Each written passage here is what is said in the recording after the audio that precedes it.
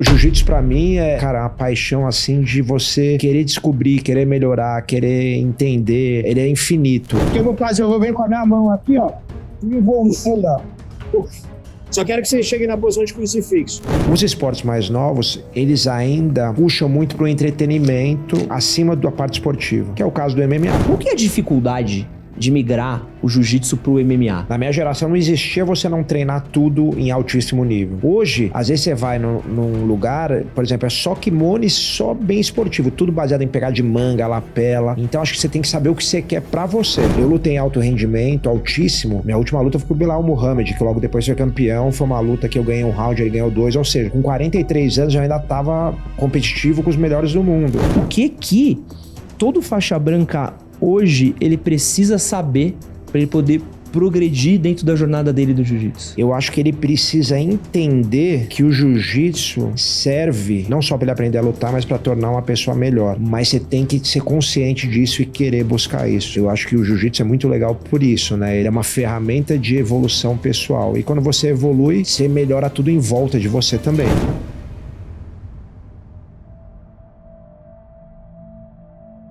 Seja bem-vindo a mais um podcast do Edson Castro, seu melhor amigo na internet. Meu nome é Edson Castro, jornalista e apresentador. E hoje eu estou aqui com Damian Maia, que é jornalista e lutador. Isso aqui é outro... É verdade. Esse passado de jornalista a galera não lembra, né, Damian? É verdade. O pessoal pergunta bastante. Você sabe uma coisa curiosa, cara, que eu tava lembrando esses dias? Sabe um cara que eu tive aula, que é bem famoso hoje em dia, com o Clóvis de Barros, cara. É mesmo? É, pô, que ele deu loucura. aula na Casper lá, eu fiz a Casper Libero, né? E eu não lembro em que ano que foi, mas ele deu aula pra ele. Ele já tinha aquela voz, aquele jeito de falar. Ele cobrava bril. Ele é uma figura, cara. Bom professor, porque, né, ficou muito marcado o jeito que ele faz. Dizem que a comunicação é mais do que a mensagem, né? É a forma, e ele tem essa forma, além da mensagem ser ótima também, mas a forma também é bem marcante. Pô, que da hora. O Clóvis já veio aqui 2 vezes, Clóvis maravilhoso. Então, eu vi ele aqui também. Eu vi aqui, Queridíssimo, cara. Pô, hoje o papo vai ser bom, gente. Hoje, ó, nem mais a gente aqui lutador, professor de jiu-jitsu, brabo, acho que uma referência no mundo da luta, não só do jiu-jitsu, como do UFC também, do MMA, da luta livre, assim, é um cara que construiu parte da história da luta aqui no Brasil hoje. E a gente vai falar um pouquinho da história que ele escreveu, mas também da história que ele está escrevendo agora também, tá? Mas antes de a gente seguir com o nosso papo aqui, eu quero falar da minha equipe que fica no octógono comigo aqui, né?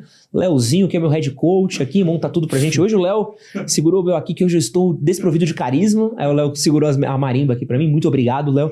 Se precisar jogar toalha, você me avisa, tá? Débora, querida produtora maravilhosa que viaja o mundo, né? Débora postou uma foto hoje que eu não tenho a menor ideia de onde ela esteja. Eu não vi. Não vi. Aquilo ali é papo de França, né? Suíça. A Débora tá sempre por aí. Nossos queridos editores, o Drill, o Thiago e o Gabriel, Zorx, que faz os nossos cortes verticais, Matheus, nosso social media, Anderson, nosso capista, Luca, que é o nosso cinegrafista que sumiu com o equipamento nosso hoje. A gente tava meia hora tentando achar e não consegue deixar um beijo aqui pro... Gente, se vocês acharem que a luz tá diferente, vocês podem deixar aqui nos comentários, obrigado, Luca, tá? Porque eu mandei mensagem pra ele e não me respondeu, tá? Tá vendo? Eu sou um chefe muito tranquilo aqui, ó. E tem lugar que isso era justa causa, Luca. Ficou o recado. Letícia, nosso financeiro. Eu esqueci de alguém, mano? Não, né? Isso é muita gente, né? É muita gente, vocês acabam vendo uma pessoa só aqui na frente, mas tem toda uma equipe que ajuda a gente a continuar produzindo conteúdo e a gente não conseguiria fazer nada se não fosse toda essa galera super qualificada, incrível, maravilhosa. Então já deixo meu agradecimento a eles, deixar meu agradecimento a você que está assistindo ao nosso podcast também, deixa seu like, curte, compartilha, se inscreve. Quero falar que se você quiser treinar e tiver precisando aí de uma boa suplementação, aí um whey protein depois do seu treino, quiser um bom pré-treino, um racezinho antes de treinar, Léo, eu já chego no gás. Tem um pré-treino da Growth ali, ó, que o dia eu já chego avisando a galera, ó, hoje já vim turbinado, pô, o pai veio adulterado aqui, ó. Tem pré-treino, tem creatina, tem as roupas também da Growth, são incríveis, maravilhosas, você que faz academia, então você que gosta de treinar e tá procurando aí uma marca boa pra comprar os seus suplementos, a Growth é nossa parceira incrível e maravilhosa, e usando o cupom GENETICA na Growth, você garante aí a sua suplementação pro seu treino no link que vai estar na descrição do vídeo e no primeiro comentário fixado também. Acho que é isso de recado, né? Curte, compartilha, se inscreve, coisa boa. A gente vai tentar gravar um conteúdo diferente com o Damian aqui depois, então fiquem ligados aqui. A gente tá só esperando pra ver se a chuva não piora, mas vai rolar. Então, quem quiser ver o Demian Maia em ação, batendo em um podcaster, né? Deve ouvir muita groselha de podcaster e jornalista. Hoje o Demian Maia vai poder se vingar de podcaster e jornalismo aqui ao vivo, tá? Então fiquem ligeiros aí que deve sair em breve também da publicação deste podcast.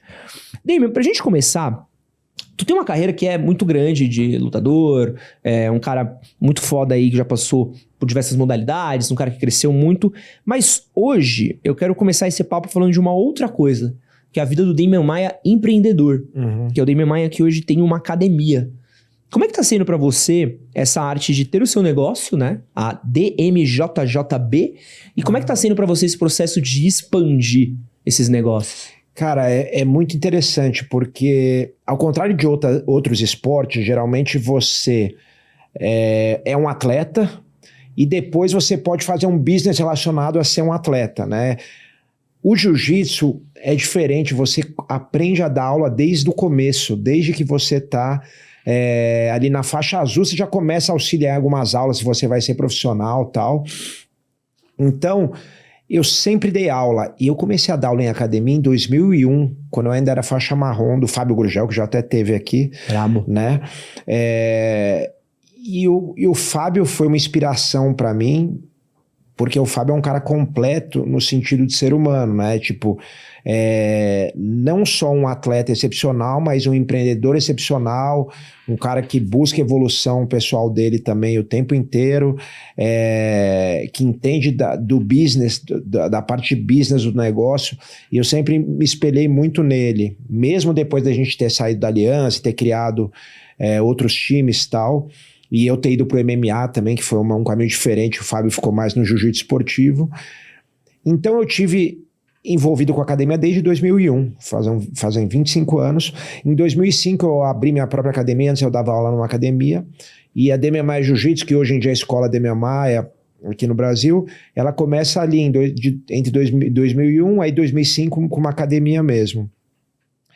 Em 2014 a gente vai para uma outra academia chamada Vila da Luta, e fica ali por alguns anos. Na pandemia ela acaba e coincide com eu estar fazendo uma transição para aposentadoria, para parar de lutar MMA dentro do UFC, que eu fiquei 14 anos lutando dentro do UFC.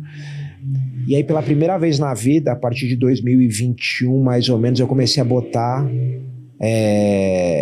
atenção em desenvolver o business. E aí, cara, o Fábio, mais uma vez, apesar de não ser mais o meu professor hoje em dia, não deixa de ser, né? Eu marquei alguns almoços com ele, e, cara, ele me deu ali uma consultoria gratuita, sabe? E se manja, hein? Tá maluco. Entende muito do negócio jiu-jitsu também.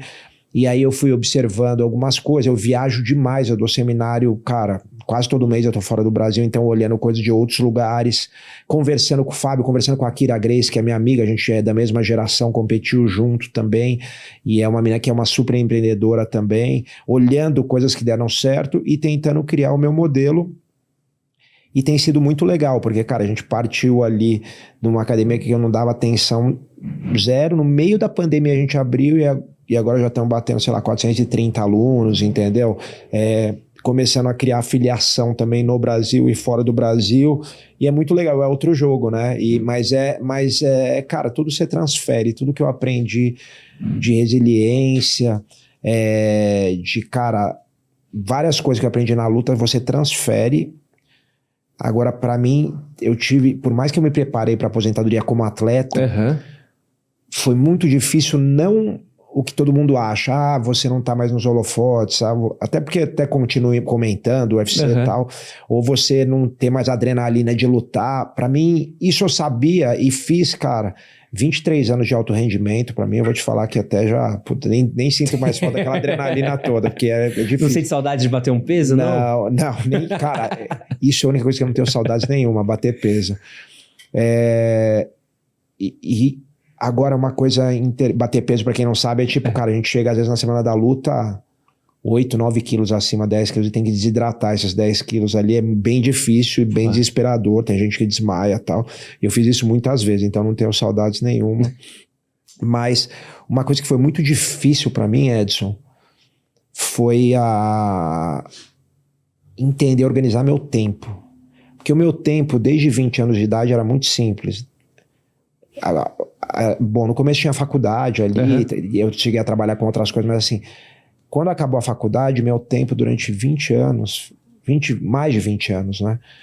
Era assim, acordar e treinar, almoçar, descansar, treinar de novo e eventualmente fazer mais alguns negócios com patrocinador, algumas coisas, voltar para casa durante mais de 20 anos isso. E fora de camp, viajar para dar seminário, voltar. Então era muito... Quando eu não tenho mais, por exemplo, que treinar 2 vezes por dia, eu não queria parar, como alguns atletas falam. E eu me vejo com um tempo livre na minha frente, porque você fala, mas entre os treinos você descansar. Mas descansar é descansar. Você não pode...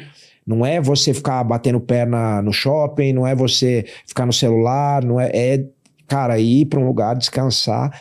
Meu preparador físico, ele me obrigava a dormir ali 1 hora no relógio. Caraca. Deita aí, você vai ter que dormir. E eu, cara, sou agitado, sou meio ativo demais. Para mim foi um treino isso também. Então o seu tempo é programado. E aí eu comecei a ter um tempo muito mais livre, eu não precisava ter tudo programadinho. E aí eu me perdi, eu não sabia o que fazer, cara. Eu fiquei uns 2, 3 anos que eu chegava na academia, eu treinava sempre, isso é uma âncora para mim. Eu chego de manhã, faço algumas coisinhas ali, tenho o primeiro treino, almoço, beleza, agora eu vou trabalhar, igual um adulto, que eu nunca fiz, né? Aí vou trabalhar em escritório, aí tô lá, tenho que resolver um negócio da metodologia, resolver não sei o que. Eu chegava na frente do computador e aí, peraí, deixa eu ver meu e-mail aqui. Peraí, deixa eu responder isso aqui. Peraí, pô, tem isso aqui também. Cara, quando eu via, passava 3, 4 horas, 5 horas, e eu não fazia, cara, e às vezes ficava 2 semanas sem fazer o que eu tinha que fazer, porque eu não conseguia organizar meu tempo fora do padrão que eu fiz a vida inteira. Não, você mudou uma chave, né? Mudou, cara, foi muito sinistro, cara. E isso não foi de uma hora pra outra, demorou pra mim. E aí eu peguei várias, porque eu falei, agora dá pra fazer tudo, porque eu também não preciso estar zeradinho pro treino, que eu precisava estar super descansado pro treino. Aí tinha uma época que eu tava, cara, gravei um podcast pra Players Tribune lá, que a gente fez de lutador, uns 3 episódios. Aí tem o negócio do UFC, que eu fazia os programas deles, mais comentário. Aí tinha os seminários, aí tinha academia, aí tinha palestra, aí tinha as crianças, né, que eu tenho minha família. Aí, cara, tinha 300 mil coisas ao mesmo tempo e eu tava resolvendo tudo e não conseguia fazer nada direito. Aí, cara, eu descobri uma tecnologia que me salvou, cara, que foi a agenda. Porra. que eu nem sabia que existia. Cara, pegar no bloco de notas e escrever o que eu tenho que fazer naquele dia. E, parece super básico. Sim. Mas eu nunca tive que fazer isso. Quer dizer, lá na escola, tudo bem, mas há muitos anos atrás, entendeu? É curioso, né? Porque essa é uma coisa que a gente costuma conversar com amigos meus e com outras pessoas. A gente fala muito sobre futebol, né? Mas também isso tem no mundo da luta. Que durante o tempo ativo que você estava lutando, era muito óbvio o que você tinha pra fazer, né? Subir no ringue e sentar porrada num vagabundo lá do outro lado e era isso. E o dia a dia do treino, né? E treinar, hoje é isso, hoje é aquilo e tal. Quando você se aposenta, você tem um outro caminho, né? Tipo, você tem um mar de possibilidades. Você vai fazer academia, você vai virar apresentador, você vai dar seminário, você vai ter a sua marca. Vai fazer tudo. E é difícil, né? E às vezes acaba que o cara também às vezes quer fazer uma coisa que ele sempre quis fazer, né? Tipo, não, eu vou fazer uma coisa que não tem nada a ver com luta porque eu já empapucei de luta. Pra mim, hobbies mesmo que você queria fazer, que você às vezes não tinha tempo, tá ligado? Mas eu acho que pra mim isso foi mais difícil, a organização do tempo. Isso foi mais difícil. Todo mundo fala de transição de carreira, e eu me preparei muito. 3 anos antes, 4, 5 anos antes eu já me preparava. Pô, eu lutei em alto rendimento, altíssimo. Minha última luta foi com o Bilal Muhammad, que logo depois foi campeão. Foi uma luta que eu ganhei 1 round, ele ganhou 2, ou seja... Com 43 anos, eu ainda estava competitivo com os melhores do mundo, né? Com o cara que foi campeão logo um tempo depois. Então, mas eu já estava preparando essa aposentadoria, dando um pouquinho mais atenção às coisas da academia, dando uma coisa, por exemplo, seminário, tentando expandir um pouco mais, não ficar só Estados Unidos e alguns países na Europa, abrir mais para outros lugares também. E palestras também, comecei a preparar palestra. Só que a hora que você, virou a chave. Aí o UFC me chama para trabalhar com eles aqui no Brasil. Aí, cara, eu tenho mais tempo disso, ao mesmo tempo não é tão intenso, mas você consegue, por não ser tão intenso quanto o treino, você consegue enfiar um monte de coisa na agenda. E aí eu comecei a enfiar 300 mil coisas na agenda. E aí, cara, você resolve um monte de coisa, não consegue resolver. E esse negócio de fazer uma listinha do dia, tal. No começo eu punha 300 coisas, aí via que não funciona, aí comecei a ajustar. E hoje, cara, já tá bem melhor, cara. Fazer curso para afiliado, é muita coisa. Eu gosto, mas assim, o curioso é que, junto ainda com o UFC, que é no sábado, às vezes, e muitas vezes, seminários, às vezes que é sábado e domingo, muitas vezes, uma vez eu tava 3 semanas trabalhando de segunda a segunda sem ter um dia off, entendeu? Ah, mas é empreendedor, agora é outra, a luta agora é outra. A luta agora é contra os boletos, é contra as DARF. É muito menos intenso, eu acho, do que o treino de luta.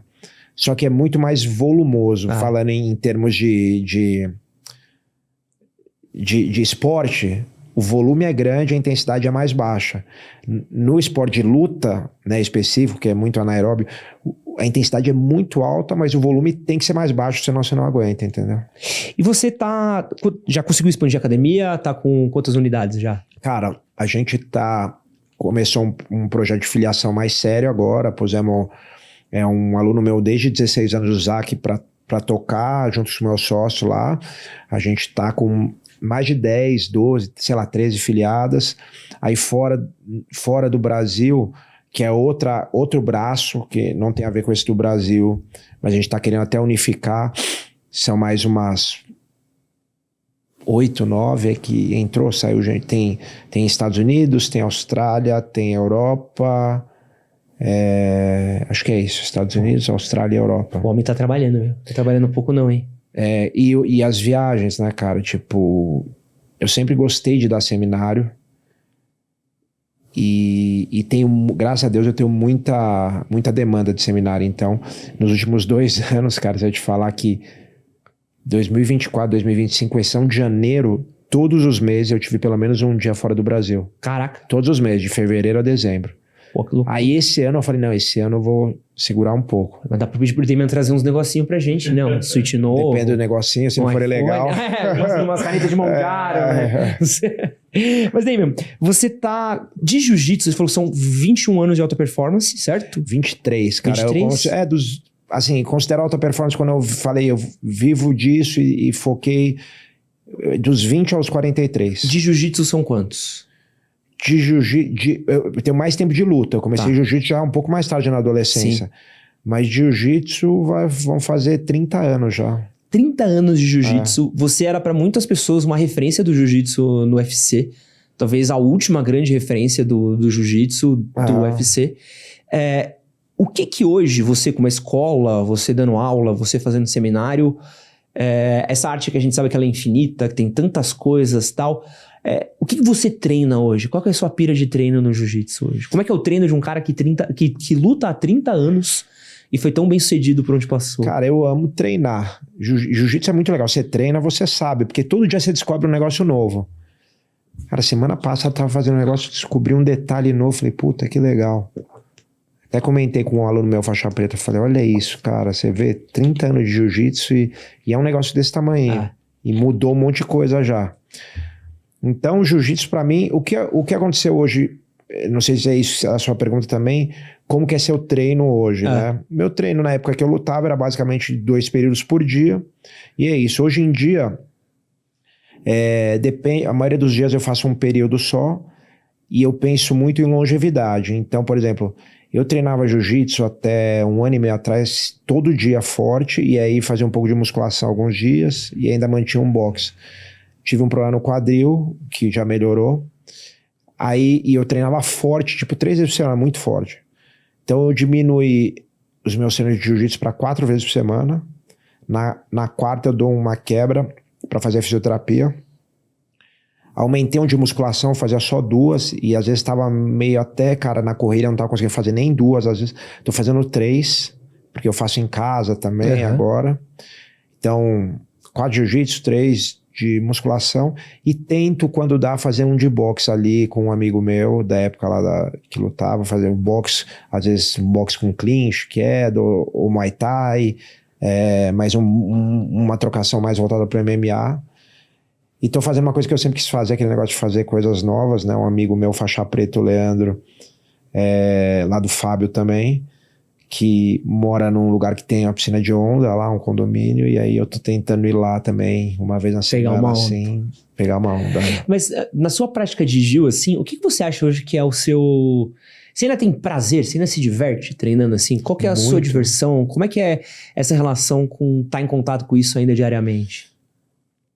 Cara, eu gosto muito de treinar jiu-jitsu, eu acho divertido. Não quer dizer, isso é curioso, né? Que todo dia eu tô com aquela empolgação para começar o treino. Mas o jiu-jitsu pra mim cara, uma paixão assim de você querer descobrir, querer melhorar, querer entender. Ele é infinito. E eu por exemplo, eu tava um dia eu tava conversando com o Kelly Slater, falando que eu tava começando a surfar, não sei o quê. E aí ele mandou uma mensagem pra mim. Ele falou assim, pô, o surf, cara, você tem que entender sua conexão com a onda, não sei o que, umas coisas que, tipo, você vê que o cara tem cara, o cara faz aquilo há quantos anos? Desde que ele nasceu. No mais alto nível. E o cara tem um prazer tão grande que, cara, tipo, você vê o jeito que ele fala do surf, que ele tá me dando as dicas, pô, a sua conexão com a onda, você tem que fazer isso, fazer aquilo. E é isso que eu sinto com o jiu-jitsu também, sabe? Esse prazer de poder treinar e de tá evoluindo. Acho que é evolução, né? E quando a gente vai falar de jiu-jitsu migrando pro MMA, uma coisa que eu acho que é muito curioso, assim, é que hoje em dia é muito comum a gente falar de atletas de MMA, né? Que eles já são meio completos, né? Já treinam meio que tudo, já vem tudo meio que junto e tal. Mas você é de uma época onde você treinava uma arte e depois você ia pra outra, né? E ainda tem muito atleta que parte disso, né? O cara é muito bom numa arte e fala, pô, eu posso tentar fazer essa migração. Qual que é a dificuldade de migrar o jiu-jitsu pro MMA? Porque, principalmente pra quem treina com pano, né? Pra treinar com o gi, você tem muita pegada, você tem umas posições muito, muito marcadas, muito específicas. E, por exemplo, só de treinar com luva, como é que você faz uma pegada? Como é que é esse ajuste do jiu-jitsu pro MMA? Bom, primeiro o jiu-jitsu, cara, é maravilhoso. Ele adapta muito bem ao que você precisa fazer. Kimono, sem kimono. Bom, basta você ver quem que são a grande maioria dos campeões do ADCC, que é o maior campeonato do mundo de jiu-jitsu sem kimono. De jiu-jitsu não, de lutas agarradas sem kimono, né? Porque tem judo. Todo mundo veio do jiu-jitsu. Uma grande maioria foi campeão mundial de kimono também, né? O que acontece? Eu acho que, cara, quando a gente treinava lá atrás, por exemplo, na academia que tava treinando com o Fábio, a gente fazia... O jiu-jitsu, ele era menos especializado. Então, vou dar um exemplo. Lá na academia do Fábio, como é que era nosso treino? A gente treinava de kimono durante o ano e eventualmente fazia uns treinos sem kimono. No verão, que era dezembro, janeiro, fevereiro, que não tinha campeonato, a gente tirava o kimono, treinava 3 vezes por semana sem kimono, 3 dias por semana, independente de quantos treinos fossem no dia, e 2 dias com. E a gente fazia também treino de taparia. Você já ouviu falar nisso? Pô, já. Isso daí o pessoal da velha guarda sente saudade disso daí. Eu não sei. Tu manja o que é taparia, né? O que é taparia? Taparia é um treino de jiu-jitsu. Quando você tira o kimono, faz o jiu-jitsu sem kimono. E pra simular... Antigamente não existia luva de MMA, né? É uma coisa nova isso. E mesmo luva de boxe não era às vezes tão comum ter numa academia de jiu-jitsu. Então, pra simular a porrada ali, pra você treinar pra se defender numa situação real, era liberado tapa, entendeu? Pode dar tapa aí. Só, cara, tem uma história. Então, o tapinha do Fábio Gurgel? Então, que delicadeza, deve ser uma... É isso que eu vou contar. A mão do Fábio desse tamanho, né? Eu tava treinando uma vez com o Fábio, era a faixa marrom ou roxa, sei lá. E aí, cara, começou o treino de taparia, e eu com o Fábio, me defendendo, tomando um monte de tapa, tal, tentando devolver. Aí o Fábio foi e me finalizou. Aí beleza. Aí voltou pra começar de novo, mas não voltou em pé, voltou de joelho, né? E aí a hora que foi começar, ele fez assim pra me bater dar a mão, eu achei que ele ia me dar um tapa, eu dei um tapa na cara dele. Cara, o olho dele ficou desse tamanho. Aí eu puxei pra guarda assim, cara, e ele ficou assim, eu falei, nossa, agora vem. Aí ele enrolou meu pé, eu falei, puta, ainda bem, ele vai numa chave de pé, tá tranquilo, eu bato e começa de novo, né? E aí ele enrolou e ele não ia no pé, cara. Quando eu achava que ele ia dar um tapão na minha cara. Aí ele fintava que ia no pé, eu ia defender o pé, eu tomava um tapa na cara. Mas ficou assim durante um tempo. Eu lembro que eu fiquei ouvindo... A geração nova não vai entender, mas da linha, sabe quando dava linha? Ficou pi assim no meu ouvido durante um tempo, cara. Tomei um monte de tapa na orelha. Cara, e era a adaptação que tinha, né, cara? Então é isso, é adaptação. Então esse jiu-jitsu que eu cresci ali nos anos 90... ele era menos especializado. Isso era bom, porque eu queria fazer MMA e tinha o cara que queria fazer só esportivo, mas todo mundo conseguia treinar tudo. Hoje, às vezes você vai num lugar, por exemplo, é só kimono e só bem esportivo, tudo baseado em pegar de manga, lapela. Então, acho que você tem que saber o que você quer pra você. Eu já, desde o começo, eu sabia. A Aliança, onde eu treinava, era uma academia muito especializada em esportivo. Mas eu queria fazer, na época, o Vale Tudo, o MMA. Então, eu falava, bom, minha queda tem que ser uma queda que eu consigo aplicar nos dois. No jiu-jitsu kimono, no jiu-jitsu sem kimono e no MMA. O que é? Baiana, que é agarrar as duas pernas, ou single leg, que é uma perna só. Qual que é a minha raspagem? Pô, não adianta eu enrolar 300 golas, não. Cara, que eu não vou conseguir, nem no sem kimono. Então, era mais a raspa de meia guarda, raspa de gancho. Entra naquela anaconda, né? Aquela chave de calcanhar ali, porque isso eu consigo usar em qualquer coisa. Então eu fui adaptando meu jogo com técnicas que eu sabia que eu podia usar em qualquer estilo, né? Então acho que é muito de você entender onde você quer chegar e se adaptar àquilo. Porque você chega no UFC, você já no MMA, você já é uma geração onde o jiu-jitsu já estava bem estabelecido, né? Então o jiu-jitsu ele já era uma realidade. Acho que o Carlson já tinha passado, o Rickson já tinha passado.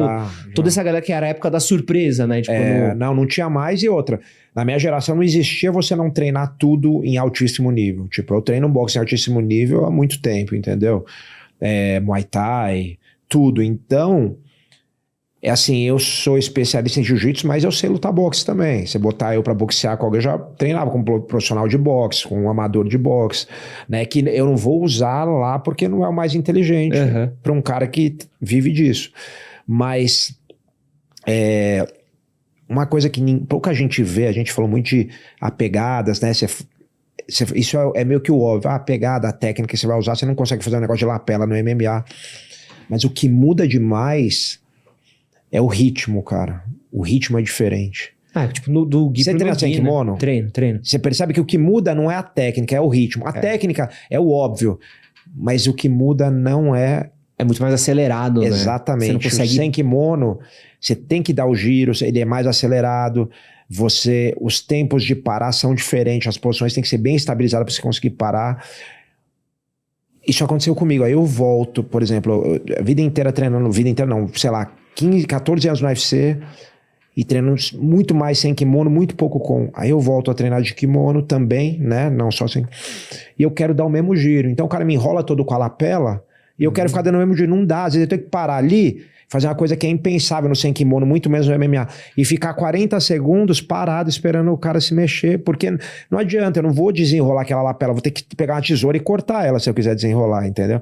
Então eu vou ter que ficar ali, eu paro. E esse tempo faz parte, você pensar, aí o cara joga um jogo tal, você descansa muito mais. O sem kimono, você já trabalha um ritmo mais forte, e o MMA nem se fala, porque hoje em dia o MMA... ele não é mais defesa pessoal, não é um contra um e ver quem é melhor. Porque senão, a hora que acaba a luta, acaba o round, eu tô nas costas do cara, tem que voltar na mesma posição no próximo round. E não, volta em pé. Então você prioriza a trocação. Porque imagina, cara, eu pego lá, faço o maior esforço, boto o cara pra baixo, um cara duríssimo em pé, falta 40 segundos pra acabar o round. Chego nas costas do cara, vou estrangular, o cara só segura a minha mão e fica olhando o relógio. Se ele sabe que eu vou ficar ali mais 15 minutos, ele vai tentar sair e vai se abrir. Só você cansou e o cara não. Exatamente. O cara nem se cansou, ele só se defendeu ali. Então já é outra coisa, pelo show, pelo negócio, eles vão voltar em pé a luta toda hora. Você não tem o tempo de ajustar muito posição, você tem que acelerar, é muito diferente do kimono. Então você tem que entender também esse ritmo e adaptar isso. E tem que ser mais explosivo, né? Então uma coisa de momento e volta, né? Exatamente, tem que ser. E uma coisa que tá acontecendo também, do que a gente tem visto, é um pouco do no-gi virando quase que uma coisa à parte dentro do jiu-jitsu, né? Seja por causa de especificidade essa que nem você falou, né? Então, eu tenho treinado muito guarda-laço. Não preciso nem falar que isso não existe no no-gi, né? É impossível de você praticar isso. E ao mesmo passo a gente vê o no-gi, a galera no no-gi passando por várias outras confluências, né? Fazendo esse match com o wrestling. Você vê muito do wrestling no jiu-jitsu sem pano e tal. Você acha que essa era de o cara que ele era all around no jiu-jitsu, ele vai começar a separar? A gente vai ter os caras que são muito bons de pano, os caras são muito bons de no-gi? Eu vou te dar uma resposta honesta, eu não sei. Eu não sei, porque o pessoal tem muita certeza, às vezes, fala, não vai ou não vai. Eu não sei. Eu acho que você consegue treinar os dois e ser bom nos dois, desde que você saiba especializar o que você precisa. O que eu quero dizer com isso? Por exemplo, eu acho que até a faixa preta, todo mundo tem que fazer os dois, porque um ajuda o outro. Você ter essa paciência maior, você ter dificuldade, quando o cara passa agora chegando 100 quilos, cara, de kimono, se não fizer a técnica correta, não tiver calma, você não sai, esquece. Sem kimono, se for atlético, explosivo, você sai empurrando e sai. Tá concorda? suado, né? Tá... Exatamente. Se você, o cara pega suas costas sem kimono, às vezes o cara fica em pé, sacode e arranca a pessoa na marra. No kimono não tem. Agora tem o contrário. Se eu chego nos seus 100 quilos de kimono, nas costas, vamos dar um exemplo, e eu tô todo errado, sem conexão direito, meio sem alinhamento, caindo pra frente, mesmo assim eu ainda me enrosco numa gola e te finalizo. No sem kimono, esquece, tem que estar muito mais ajustado o ataque e o controle. Então um ajuda o outro. O ritmo, eu acho bom neurologicamente, até para você entender os dois ritmos, trabalhar de forma diferente. Agora é óbvio, eu vou lutar DCC, então eu tô treinando com e sem kimono. Cara, quando faltar ali, sei lá, 3, 4 meses para DCC, eu vou treinar só sem kimono, né? Ou basicamente 90% dos meus treinos sem kimono. E vice-versa, eu vou lutar o Mundial de Jiu-Jitsu de kimono, eu tô treinando os dois, quando chegar, sei lá, 3 meses eu vou, especializar.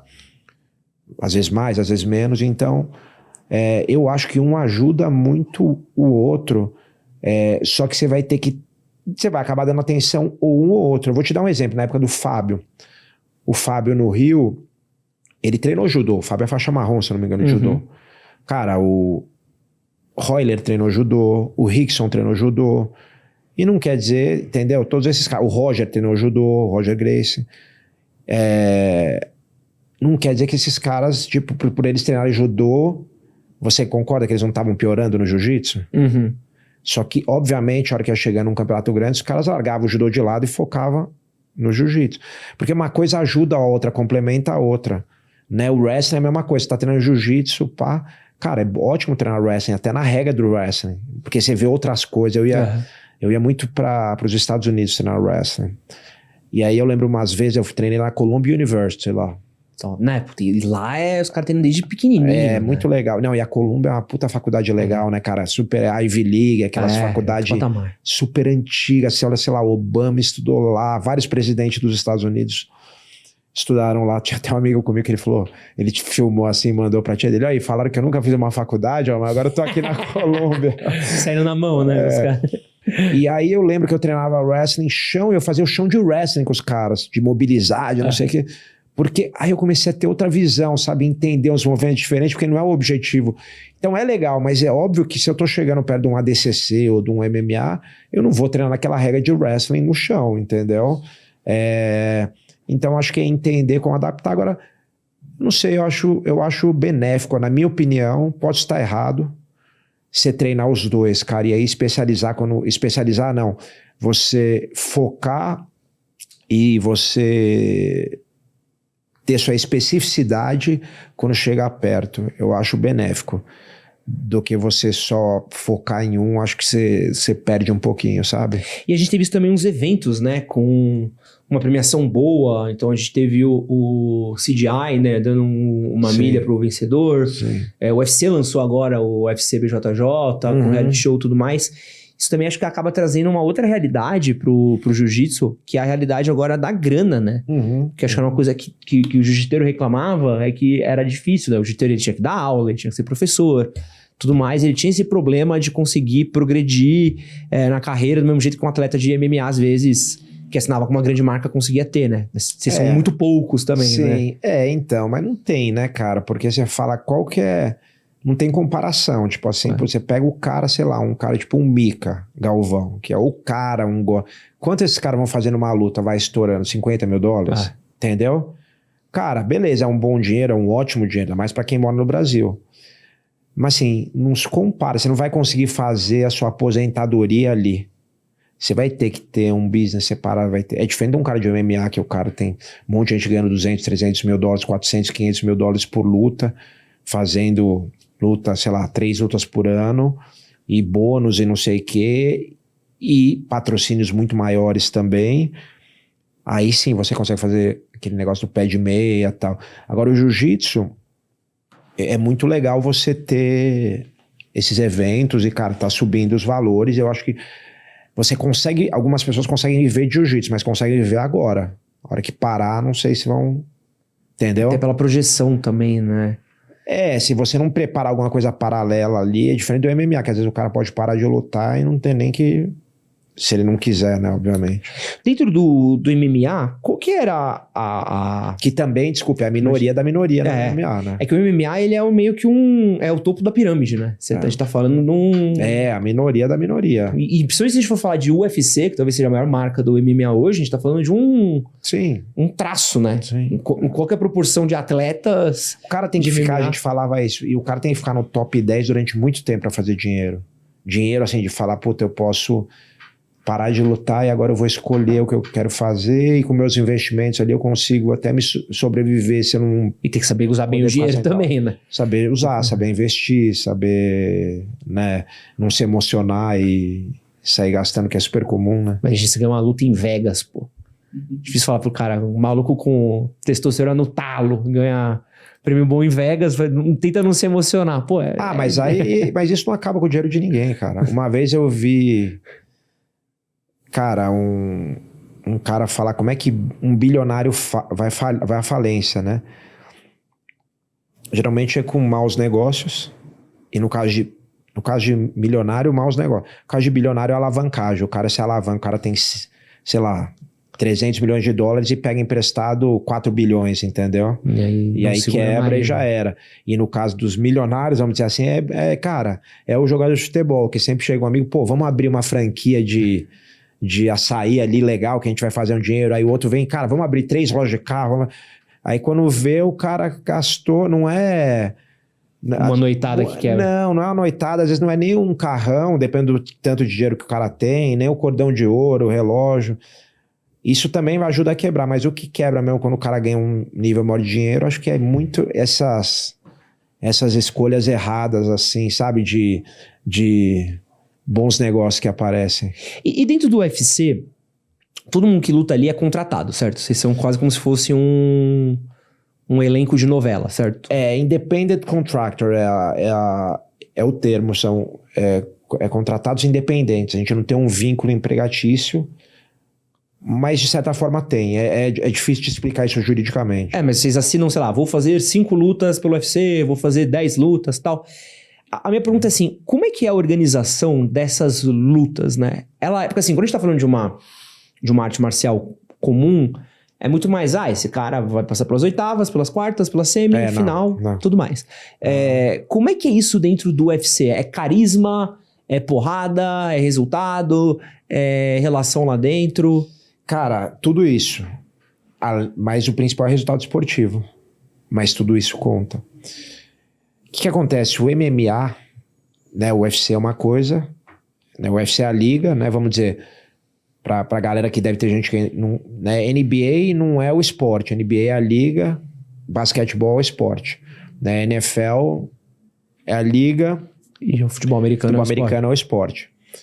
O UFC é a liga, MMA é o esporte. O MMA é um esporte muito novo, então, quando o esporte é muito novo, ele está se consolidando. O que acontece? Por exemplo, no MMA, você já acompanhou, sabe o que é o ONE, que é outro evento? O ONE, as regras são diferentes do que acontece no MMA nos Estados Unidos, por exemplo, no UFC, no antigo Bellator, ou nos outros. De repente vai ter alguma mudançazinha pro KSW que acontece na Polônia, que de repente vai ter alguma mudançazinha pro Ryzen que acontece no Japão. Isso acontece... No basquete você vê mudança de regra? Não, e lá atrás tinha o negócio da bandeja, do garrafão, mas acho que nem existe mais. Mas mais nova que teve isso seja dos 3 pontos, que teve ali na década de 80, assim. Que unifica. Mesma coisa em outros esportes que estão estabelecidos. né? O boxe, quando muda uma regra no boxe profissional, ela muda para o mundo inteiro. Os esportes mais novos, eles ainda puxam muito para o entretenimento acima da parte esportiva, que é o caso do MMA, né? Então, o que acontece? No tênis, vou te dar um exemplo do tênis. O tênis, a regra é igual no mundo inteiro. E o tênis existe um ranking no mundo inteiro. Como esse ranking é feito? Puta, pelos grandes slams? Por tudo que o cara joga lá. Né? Igual surf, sei lá. Então, existe um caminho claro. Né? Então, você fez isso, você é número 1 do mundo. Você ganhou isso, você é número 2, 3 e assim por diante. Como que é feito o ranking no UFC, por exemplo? Não tenho a menor ideia. Então, ninguém tem. São jornalistas que votam. Então tem, sei lá, 100 e tantos jornalistas, não sei quantos, ou mais, ou menos, não lembro. Eles votam. Então, eu acho que o Demian é número 2, eu acho que o Condit é número 4, eu acho que o Ben Askren é número 5, eu acho que... Entendeu? Então, assim... E aí entra o viés, é claro, o hype. Pô, eu acho que o McGregor é número 1. Não que ele não tenha resultado, não seja muito bom. Mas por quê? Porque também tem muita propaganda em cima e, obviamente, todo mundo cai no hype, concorda? Tá? Coisa que você não tem controle, né? Não sei se você leu aquele livro Rápido e Devagar. Sim, sim. Né? Tava até atrás há pouco tempo. Deve ter tirado ele. Não, tá ali embaixo. Os viés... Exatamente. É esse mesmo. É esse mesmo. Baita livro, aliás. Em cima do Sapiens. Eu tô lendo Nexus agora. Bom. O último do Harari. Eu li todos os dele. Aí,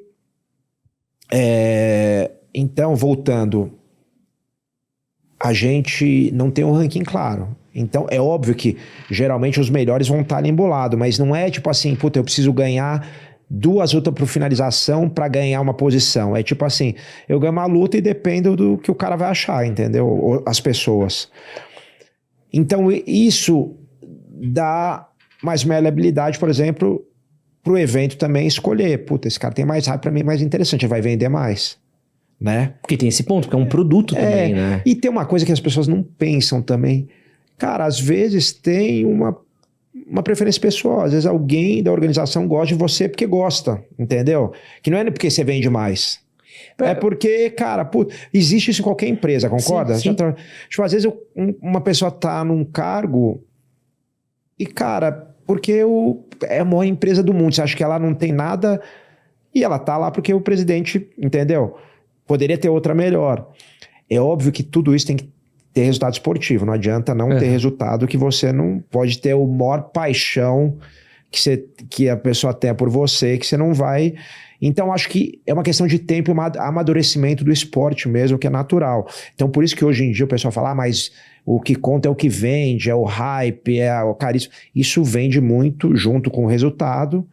Então, ainda esse esporte, eu acho que tem essa característica de ainda estar se consolidando. O que você acha que era Pô, é até uma dilêmica que a gente tem... Tem dilêmica hoje, não sei se separou o Miró. Dá uma olhadinha, separa aí já depois pra gente. O que você acha? Vou até adiantar uma brincadeira que a gente vai fazer já, mas vou fazer outra coisa. Quem você acha que era o cara com mais carisma que você viu assim? Que era o cara que, anunciava em evento. Então falou, puta, a galera pirou porque esse cara aqui, ele chama muita atenção pra cima dele. Então, aí... que eu vi de chamar atenção ou que eu acho carismático? Porque, por exemplo, eu vou falar uma coisa que muita gente não concorda, mas pra mim, eu não acho o McGregor carismático. Tá. Porque o tipo de... E, cara, é um super atleta, um cara... Não é que eu não acho... É óbvio que ele é carismático, mas assim, não é o carisma que me atrai. Ele é o bad boy. Não, não só isso, mas o tipo de ofensa, de piada, não sei o quê. É uma coisa que, putz, beleza, mas não é um negócio que eu falo, caramba, que legal, entendeu? Tipo, é meio que... É carismático, mas de repente para um público tal, muito específico, não é o cara que faria eu comprar uma luta por causa do jeito que ele fala, como atleta, sim. Eu gosto de ver ele lutar, porque é um cara que luta muito bem, né? Agora... Não por... Muita gente compra pelo carisma. Tanto o bad boy pra ver ele perder, quanto o cara que tá torcendo pra ele. Então isso é uma coisa. O que pra mim é interessante ver. Por exemplo, o Bisping pra mim era um cara muito interessante. A gente é da mesma época, o Michael Bisping. Porque, cara, ele tinha aquele humor inglês E ele fazia umas piadas muito engraçadas nas coletivas, tal. O Sonnen é outro. Você vê que tinha uma inteligência ali por trás das piadas, sabe? O Sonnen era bom odiar ele, viu? Cara, mas o Sonnen ele é muito inteligente nas piadas que ele faz. Ele era engraçado, tá ligado? Uma vez a gente tava falando, cara, o Rodrigo e o Rogério Nogueira, o Minotauro são muito meu amigo, né? E aí eu lembro que eu tava assistindo o Sonnen, e o Sonnen acho que ia lutar com um dos dois, se eu não me engano, com o Rogério. E aí ele começou a falar dos caras. Não, pô, esses caras chegaram nos Estados Unidos, eu vi quando eles chegaram, eles não sabiam nada, eles não entendiam nada. Eu lembro, cara, que eles viram um ônibus e o Big Nog, né, que é o Minotauro, começou a fazer carinho no ônibus achando que era um cavalo. E o Little Nog pegou uma cenoura que é o Minotauro, e tentou alimentar o ônibus achando que era um cavalo. Cara, só que ele fala de um jeito, ele fala sério com aquela cara de filha da puta, que obviamente zoando. Uhum. E, cara, eu lembro que as pessoas ficaram revoltadas. Esse cara é um filho da puta. Eu sei que eu falei, cara, o cara tá fazendo piada e tá zoando e tal. Tanto que até quando comentei com o Rodrigo, pô, esse cara é filho da puta, não sei o que, mas rindo, sabe? Porque, aí eu falei com o Sonnen, ele falou, cara, é óbvio que eu tô brincando, não é possível que as pessoas não percebem, tá ligado? Uhum. E tinha essas coisas. E o Bisping era um cara engraçado também. Uma vez a gente tava numa coletiva.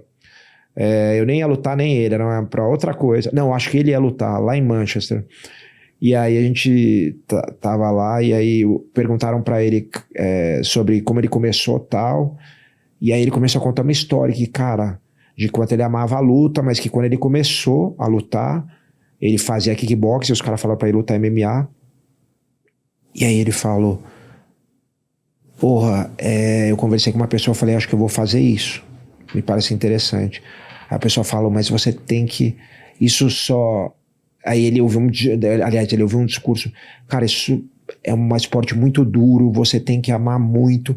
As únicas pessoas que vão conseguir, as que amam muito, que adoram o que fazem, não é pelo dinheiro, não pode ser pelo dinheiro, senão não vai funcionar. Aí ele falou, e eu fiquei pensando, pô, mas eu só tô fazendo isso pelo dinheiro, tá ligado? Só que o jeito que ele fala, tá ligado? É muito engraçado, todo mundo ria pra caramba. Então, assim, pra mim esse carisma é muito mais engraçado. Agora, se me perguntar, a pessoa mais impressionante que eu vi de carisma, pra mim é o Charles, cara. Charles é sinistro. O Charles do Bronx, Charles Oliveira. Eu tive a oportunidade de participar de 2 campos dele e comentar uma luta dele. E eu nunca vi isso, cara. Tipo, ele nos Estados Unidos ser mais ovacionado do que os próprios lutadores de lá. Cara, que loucura. Tipo, a única, na pesagem, o único cara que todo mundo levantou a hora que entrou e fez um barulho ensurdecedor na T-Mobile Arena foi o Charles, cara. Que foda. Nenhum outro lutador. Um evento gigante, um negócio impressionante. Cara, eu comecei a filmar, eu tava com o André Azevedo, que é o narrador e tal, com a galera lá que a gente tava junto com o Minotauro. Falei, olha isso, cara. É energia diferente, sabe? Tipo, o carisma, sem falar inglês, fluente, né? Mas o carisma, cara, é um carisma gigante. Outro que é o carisma sem abrir a boca, o Poatan, cara. O Poatan é brabo também. É impressionante, entendeu? São caras que... Agora o Charles é impressionante. O Charles eu tenho uma história ótima de constrangimento meu com ele. É mesmo? Porque, pô, conheço o Charles do Bronx, obviamente, não sou um imbecil. E uma vez eu tava indo viajar, tava indo pra Chicago. Uhum. E, pô, já tinha um podcast, gravava com pessoas e tal, a gente sempre tentando chamar todo mundo, mandando um convite. E aí eu peguei um voo do lado do Charles do Bronx e do empresário dele. Do empresário ou do treinador? Não sei quem era. Era alguém que tava discutindo coisas de negócio com ele. Viu os caras discutindo, assim, Charles, desculpa, mas eu vi assuntos que talvez eu não pudesse ouvir, tá? Já sabe até quanto ele ganha. Porque assim, eu sentei lá, eu falei assim, pô, é meio chatão, né? Eu vou ficar 12 horas com o maluco no avião, se eu pedir uma foto, eu vou constranger a viagem dele, né? Vou ficar aqui. Só que eu acabei não falando com ele. Eu não sei se vocês pensaram que eu era gringo, que eu não sabia do que eles estavam falando. Os caras falam um monte de coisa, eu aqui, ó. Eu sou, caralho. E vai passando o tempo e vai ficando mais tímido, né? De falar. Porque você já fala no começo. Eu já tô aqui há 10 horas. Eu falo assim, ô Charles, eu tenho um podcast, sou jornalista e tenho um podcast. E o cara falou, sei lá, assunto pessoal, dinheiro, o que ele ia fazer. Eu falei, minha senhora, se eu der oi agora pra quem vai ficar constrangido é ele, não sou nem eu. Aí eu fiquei quieto e falei, irmão, deixa isso daqui. Eu tiro uma foto, troco uma ideia em outra vida. Aqui não. Mas eu fiquei isso. E aqui, pô, é foda, né? Essas situações meio constrangedoras, assim. Mas é um cara demais, assim, diferenciadaço. Ele é um cara muito... especial mesmo. Você, Demian, que está acostumado com aperto, com pressão, então tá na hora de você tomar um aperto e uma pressão aqui, porque você acaba de cair na primeira dilêmica do Castrinho. Eu trouxe aqui 9 quadrados, onde você vai falar pra mim qual número você quer, e atrás de cada um desses números tem um atributo. Tá. E você vai me dizer qual lutador é o maior nome desse atributo. Tá. Completamente na surpresa aqui, randômica. Nossas dilêmicas, nossas dinâmicas polêmicas. Então, qual foi o lutador? Vamos lá, Leozinho, escolhe um número daí mesmo. 5. Número 5. O mais humildão. Mais humildão? Ah, cara, todos os lutadores são bem humildes, cara. Até os que falam um monte de merda, por trás ali nos bastidores, cara, 90% da galera é bem humilde, porque não tem como... A luta, ela te deixa humilde, né? Você vai tomar porrada, pode ser o melhor do mundo, então, tipo... às vezes o cara cria um papel ali que parece que ele não é humilde, arrogante na frente, porque todo lutador é confiante, com certeza, nesse nível alto, mas, cara, humilde, Tinha alguém que tinha muita grana, e aí, sei lá, tu trombava, o cara tava de havaiana, chinelo... mas isso não é humildade, né? Tu falou, tipo, o cara que parecia que ele não tava... Simples no sentido de não ligar pra essas coisas. Às vezes o cara liga pra outra e pode ser super arrogante e andar de havaiana e chinelo e ter grana, entendeu? Então... Não vem ninguém na sua cabeça, então, esse daí? Não, de humildão, cara... Não tinha que dirigir a Celta. Tem sempre um cara que é mais só pelo prazer da fina arte. Né?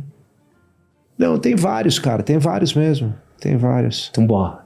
Vamos lá, escolhe o próximo número. O Forrest já era campeão. Eu lembro que ele tinha um carro pequenininho assim. Quem? O Forrest Griffin. Pode crer. E os caras até zoavam. Porra, Forrest, tem que comprar o Dana. Falava. Não, pô, eu gosto desse aqui. Tá tudo certo. Não sei o que. Boa.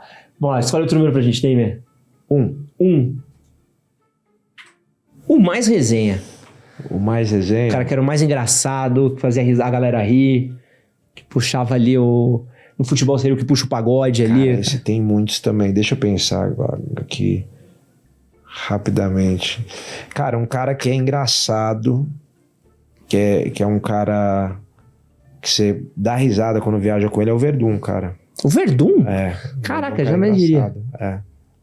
Por que ele é engraçado? Puta, cara, a gente uma vez fez uma viagem pra China, demos risada pra cacete. Eu lembro que a gente foi num mercado chinês gigante, cara. E aí a galera tentando vender coisa pra você o tempo todo e tal. E aí as mulheres vieram tentar vender uma cueca pra ele, tá ligado? E aí ele falou, não, mas ele falou, não cabe. E ele fazia o gesto assim, aí ele falava, não dá, ele esticava assim, a cueca falava, é muito pequeno. Aí as mulheres segurando a cueca, a outra puxando 2 metros de cueca, vai, cabe. Boa. Qual outro número que você escolhe agora? 4. Número 4. O mais difícil de enfrentar. Aquele ali que você lutou e falou assim, pô, esse aqui vai ser casca grossa. No MMA ou no Jiu-Jitsu? Pode ser no MMA. No MMA, cara, acho que foi o Anderson, né? O Anderson, acho que eu lutei com ele no auge, eu longe do meu auge, ele no auge do auge, eu já sabia que ia ser uma pedreira. 7. Maior inspiração dentro do ringue, aquele lutador que você olhava assim, pô, esse cara daqui é história inspiradora, cara, gosto dele. Eu tenho meus ídolos, né, que estão ali no pedestal, Rickson, Royce e tal, mas um cara que me inspirou demais e que não só dentro do ringue, porque a inspiração dentro do ringue ele tá, mas pelo que ele é fora também, de tudo que a gente falou, de humildade, de ser um cara, pô, simples, legal, pô, coração gigantesco, é o Minotauro. O Minotauro? Rodrigo, Minotauro. Gente finíssima. É. Já fiz um treino de MMA com o Minotauro. O maluco é pequenininho, tá? Ele é... Imagina, Deus do céu. Próximo número. 9. 9. Maior inspiração fora do ringue. Fora do ringue. Não precisa ser da luta aqui, mas pode ser uma maior inspiração no geral, assim. Maior inspiração fora do ringue.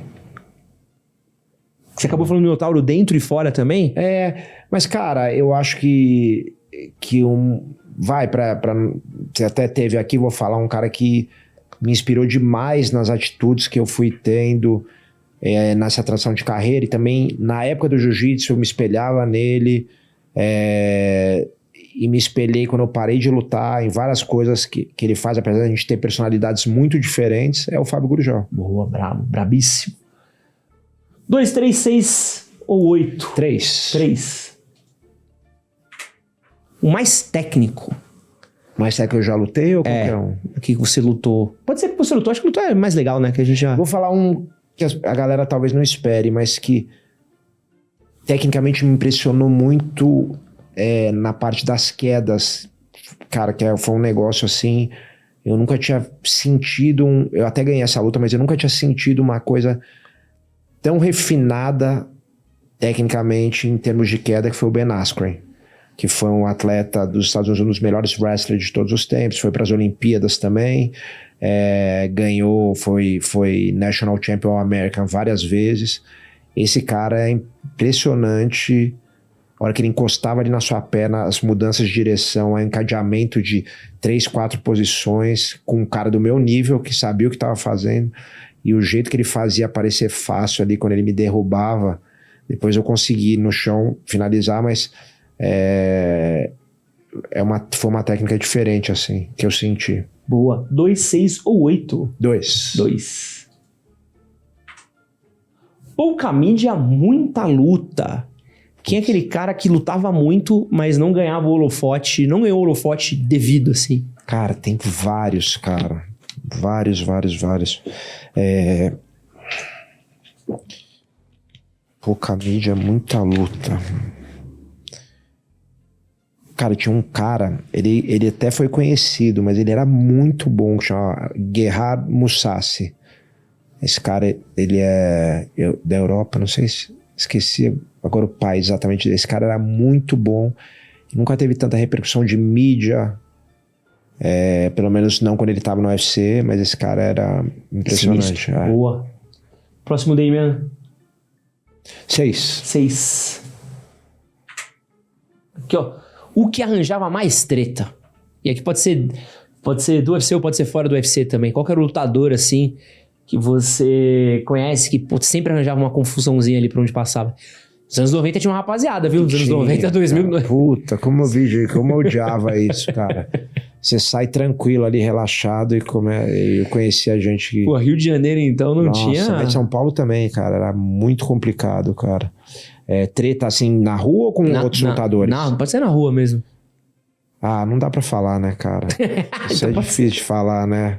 Mas tinha uma galera que era desagradável estar junto, cara, assim, porque você sabia que a noite ia terminar bem. Gente que eu conhecia, tinha uma amizade, assim, que eu nem queria sair junto, porque eu sabia que...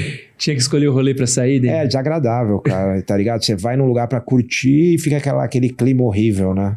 Não, tem umas histórias que a galera conta às vezes que eu acho que é surreal, velho. Os caras apostavam academia, que os caras iam roubar ponto academia, um do cara, outro. teve 2 academias aqui de São Paulo, 2 professores que brigavam muito. E, cara, um dia teve uma treta, a galera de uma equipe passou e metralhou a casa do outro com uma metralhadora, cara, à noite. Mano. Estou te falando de 99, 2000, alguma coisa assim. Cara, isso é surreal, velho. Tem um amigo meu que tava na casa, que era da outra equipe, ele falou: se eu tivesse de pé, eu tinha me cortado no meio, cara. Isso por causa de jiu-jitsu. A gente briga, né? Não é jiu-jitsu, é o ser humano, né, cara? Cara, que Eu tive um professor na faculdade, chamava Luiz Biondi, era um grande jornalista. E um dia ele perguntou: o que você faz? Você trabalha com o quê? Você trabalha na área? Eu falei: não. Você trabalha com o quê? Eu falei: com esporte. Ele: que esporte? Esporte, luta. Tá. Que luta? Eu falei: jiu-jitsu. Ele falou: por que você tá com vergonha de falar? Ele falou: porque, cara, na época, né? Eu falei: cara, porque tem muito... Todo mundo, cara, acha que só tem cara que arruma briga, e tinha muito mesmo, né? Mas era a minoria, mas a minoria que faz barulho. É igual o hater em rede social, entendeu? E aí ele falou: cara, você não tem que ter vergonha. Ele falou: briga existe desde que o mundo é mundo. Quando eu era moleque na minha cidade no interior, a gente nem sabia o que era jiu-jitsu, a gente pegava corrente e pedaço de pau pra sair na porrada com os outros. Então isso não é o jiu-jitsu, é o ser humano, cara. Então você não precisa ter vergonha de falar que você Isso me marcou muito, sabe? Ele fala isso. E era um super jornalista, trabalhou na Folha, em vários lugares. Foda. E pra gente matar aqui, ó, o mais difícil na trocação. Cara, pra trocar soco, que você olha e fala assim, puta, esse aqui vai ser luta de pé e vai ser complicado. Que eu lutei? É.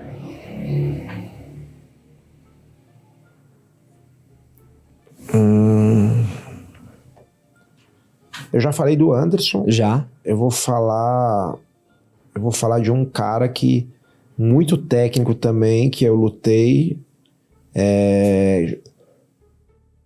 que era perigosíssimo e tal, e muito técnico, chamava Rory McDonald, esse cara também, cara muito difícil, cara, de sair na porrada com ele, assim. Por que era difícil? Muito técnico, né, cara, alto também, tipo, da minha altura pro peso, assim, sabe, tipo, alto pro peso, envergadura boa, bom de controle de distância, boa defesa de queda, o jiu-jitsu com um nível bom também, então, cara chato. E dentro de... A gente falou aqui um pouquinho dos lutadores e tal, porque acaba que muitos de vocês acabam tendo que conviver muito, né? Principalmente brasileiro, bastante. Acaba tendo que estar junto e tal. Como é que era a relação entre os lutadores, assim? Porque alguns de vocês até mesmo se encontravam pra lutar, mas também se encontravam por fora. Então, como é que era a relação pessoal dos lutadores? Assim? Acho que é boa, cara. Muito boa, assim. Principalmente os brasileiros. O brasileiro é mais de boa, assim, mais caloroso, né? Uhum. Então... Mas mesmo com os gringos, porque... Cara, você sabe, no fim das contas, que... O cara tá sofrendo igual você... Teve dificuldade, passou dificuldade pra chegar lá igual você passou. Cara, toma porrada e tem os mesmos medos que você. É igualzinho você, só aconteceu dele estar em outra equipe, entendeu? Então, e todo mundo sabe disso, e acho que todo mundo se respeita muito por causa disso. Tem aquela falta de respeito, como eu falei, meio do teatro ali, e às vezes gera uma raiva, a galera fica puta uma com a outra. Mas você pode ver no fim das contas, aquele abraço no fim das contas, nas lutas que tem mais animosidade, é sincero, não é mentiroso, entendeu? Porque, cara, não tem como você não entrar com um cara no octógono e todo aquele medo que você sente, toda aquela tensão, tudo aquilo que envolve, todo o que vai mudar a sua vida, você ganhar ou perder, e aí você vai sair na porrada com o cara 5 rounds, não tem como você não respeitar a pessoa, entendeu? Ela ser tão casca-grossa pra fazer aquilo, e porque você sabe que é exatamente o que você faz também. Entendeu? E eu vejo muito, uma coisa que eu acho muito bonita também de ver, é como os lutadores das antigas, eles abraçam muito a galera mais nova, né? Uhum. Então eu sempre vejo, eu vi você com o Charles do Bronx treinando, sempre vejo o Minotauro com uma galera, Vanderlei, sempre vejo essa galera passando, conversando, trocando ideia. Deve ser também uma puta rede de apoio, né? Porque essa molecada às vezes deve chegar lá, que você vai lutar. A maioria das vezes vai ser um país estrangeiro, dentro de uma instituição que tu vai ter que ralar pra subir dentro dela, ganhando em dólar, resolvendo um rolê com gringo. Então a galera deve chegar, e vocês que foram meio desbravadores disso... Cara, e é um aprendizado. Você sabe que eu pensei, eu tô pra lançar um livro. Ah, é mesmo? Pô, agora provavelmente por junho. Tá escrito já, tá só passando ali na editora agora pra dar os últimos ajustes, mas... E é bem legal, são várias... Tem um aluno meu que chama Alex Atala, que é um grande chefe de cozinha. Sóia. Né? Cara humilde aí, talvez faz um rango às vezes. Um dos melhores de todos os tempos. E ele é aluno meu desde a branca até a preta, e 20 anos indo na academia e tal, e ele que deu a ideia pra mim, falou, faz um livro. Eu falei, Alex, eu não queria fazer uma biografia. Eu sou novo ainda. Aí, não, conta essas histórias que você conta aqui, a gente ficou ouvindo e tal. E aí acabei contando algumas histórias, mas acaba virando meio biográfico também, mas eu tentei puxar pra um negócio de meio, tipo, de você tirar algumas lições pra sua vida, mas tomando cuidado pra não cair muito num negócio de autoajuda mais barato, assim, mas, enfim, vai sair. Mas eu tô com um projeto de escrever um livro, esse totalmente nichado, não tem, porque esse que eu vou fazer agora é mais aberto, mas seria tipo um manual de sobrevivência pro atleta de luta. E aí falando tudo isso, por exemplo, cara, você imagina que eu era um cara que tava no Brasil e, cara, sei lá, vou dar um exemplo, sabe? Não tinha nem contadora, declarava ali, fazia a declaração isento, porque não ganhava nada. Daqui a pouco você vai lutar lá fora, você está declarando imposto no Brasil, no Canadá, nos Estados Unidos, arruma um contador para fazer a conseguir, tipo, organizar tudo isso. Aí você tem que dar entrevista e saber lidar com a mídia. Aí você tem que tomar cuidado com o suplemento que você toma, ver se tem o selinho lá para não cair no doping, porque às vezes tem suplemento que está contaminado. Aí você tem que aprender a lidar com mídia social, hoje em dia mais ainda. Uhum. Aí você tem que entender, virar um agente de viagens para entender qual que é o mais jogo de você viajar o dia a dia e tal. Vale a pena você pegar sempre na mesma companhia, porque você junta a milha, você dá upgrade, consegue viajar às vezes de business para você chegar mais descansado. Aí você tem que, cara, montar uma equipe, saber lidar com as emoções e os egos dentro da equipe. Aí você tem que ter um head coach que organiza tudo, que organiza o treino com os outros, e muita gente não tem isso. Aí você tem que preparar, você tem que entender de suplementação, tem alguém para te ajudar, mas tem que entender. Preparação física. Aí você tem que entender como faz um camp, qual a diferença da semana X para a semana X, como é que é a semana de viagem, como é que é o protocolo de bater peso, que não existe, cada equipe tem o seu, entendeu? Protocolo existe. Cara, tem que montar uma estrutura isso tudo você vai aprendendo e vai se ferrando e assim, a molecada que é mais talentosa e muito esforçada acaba... Erra certo, vai indo. Mas eu tenho certeza que muita gente, cara, que fica pelo caminho poderia ter ido mais longe porque se perde nisso, sabe? Tipo, lidar com um aproveitador. Então o cara tá ali lutando, ninguém tá nem aí. O cara assina com o UFC, aparece 30 amigos do dia pra noite. E eu vi isso acontecer, mas, cara, tantas vezes. Amigo meu, o cara assinou, cara, ficou, sei lá, 2 anos lutando no UFC, tinha amigo pra cacete, treinador querendo dar treino de graça, um monte de coisa. Cara, o cara saiu do UFC, sumiu 90% dos amigos. Essa aí é foda. Amigos, né? Mas, entre aspas. Entendeu? Lógico. Mas, então você entender tudo isso é uma coisa que a gente passou. Eu passei, o Rodrigo passou, o Vanderlei passou, o Shogun passou, e a gente pode... levar isso pra molecada, imagina? Porque os caras devem entrar... Porque é muito louco, né? Se para pensar... Pô, um dia o cara tá disputando um torneiozinho de MMA num ginásiozinho, sei lá, de Goiânia, num lugarzinho pequeno, no outro, pô, surgiu a chance de você pegar um UFC Night. A gente pensa, não. A gente não pensa como uma consultoria, né? Mas assim, você vê que tem coisas, se fosse outra profissão, isso é uma consultoria. Outro dia eu tava conversando com o Rodolfo, sabe o Rodolfo Vieira? Não sei. Foi um super campeão mundial de jiu-jitsu, aí ganhou o mundial várias vezes, peso absoluto, foi sinal com o Bochecha. Sim. Não, lutou com o Leandro, se não me engano. E o Rodolfo tá no UFC há um tempo. A Rodolfo perguntou pra mim, como é que você organizava seu treino? Eu fazia isso, assim.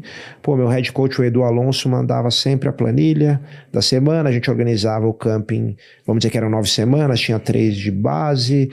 Tinha pré-base, tinha 3 de base, 2 de transição, 3 de alta intensidade, semana da luta, e às vezes se tinha mais tempo tinha pré-base também, aí na base a gente faz isso, ele organizava assim, toda semana ele manda o que a gente vai fazer, tira o pé aqui, aí tem mais, menos é um treino médio, menos é um treino bem leve, mais é um treino muito intenso, todos os simples.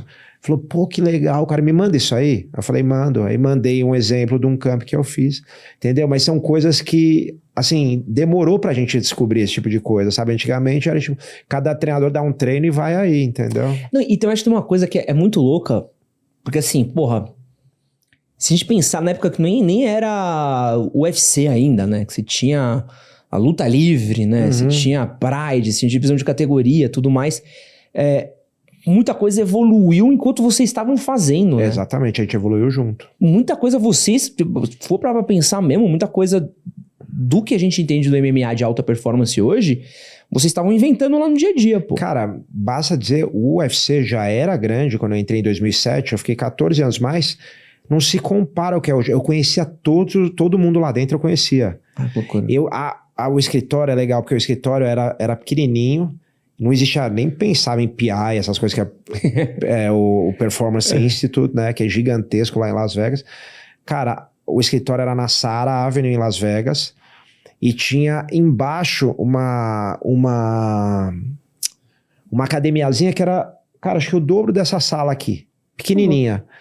E às vezes eu tava indo lá treinar com o Vanderlei direto e o Vanderlei tava sem academia. Eu ia lá treinar, cara, daqui a pouco descia o Sean Shelby, que é um matchmaker, pra fazer Muay Thai. Cara, daqui a pouco desceu o Dana pra bater ali uns rounds de saco, tá ligado? E aí, Dana, beleza, não sei o que. Era esse nível. Eu lembro quando eu comecei a entrar, as primeiras lutas no UFC, eu entrei com uma música do Último dos Moicanos, que é um instrumental, sabe aquela? Porque o Rickson entrava, eu queria... Um dia o Dana me ligou, a secretária do Dana falou, ô Demian, tudo bem? Eu falei, tudo. O Dana quer falar com você, ele tá aqui. Eu falei, claro, pô, quando que o Dana vai ligar pra um atleta que tem... Eu tinha 3 lutas no UFC. Aí ele falou, Demian, tudo bem? Tudo. Cara, pô, você... You're great, não sei o quê, but your music sucks. Ele falou, tipo assim, tipo, sua música não empolga. E ele sabia que eu tinha potencial, porque eu já tinha, acho que eu entrei, as minhas 5 primeiras lutas foi tudo finalização, e 4 finalização da noite, sabe? Então, tipo assim, eu tava ali indo pra 4ª luta, e ele falou, pô, esse moleque tem futuro, deixa eu já tentar ir ajudando ele a formar um personagem legal. E aí ele falou, escolhe uma música. Eu falei, cara, quer escolher você? Pra mim não tem problema nenhum. Ele falou, não, se você tiver dúvida, me manda 3, a gente escolhe. Mas se não, escolhe você. Pega aí seu...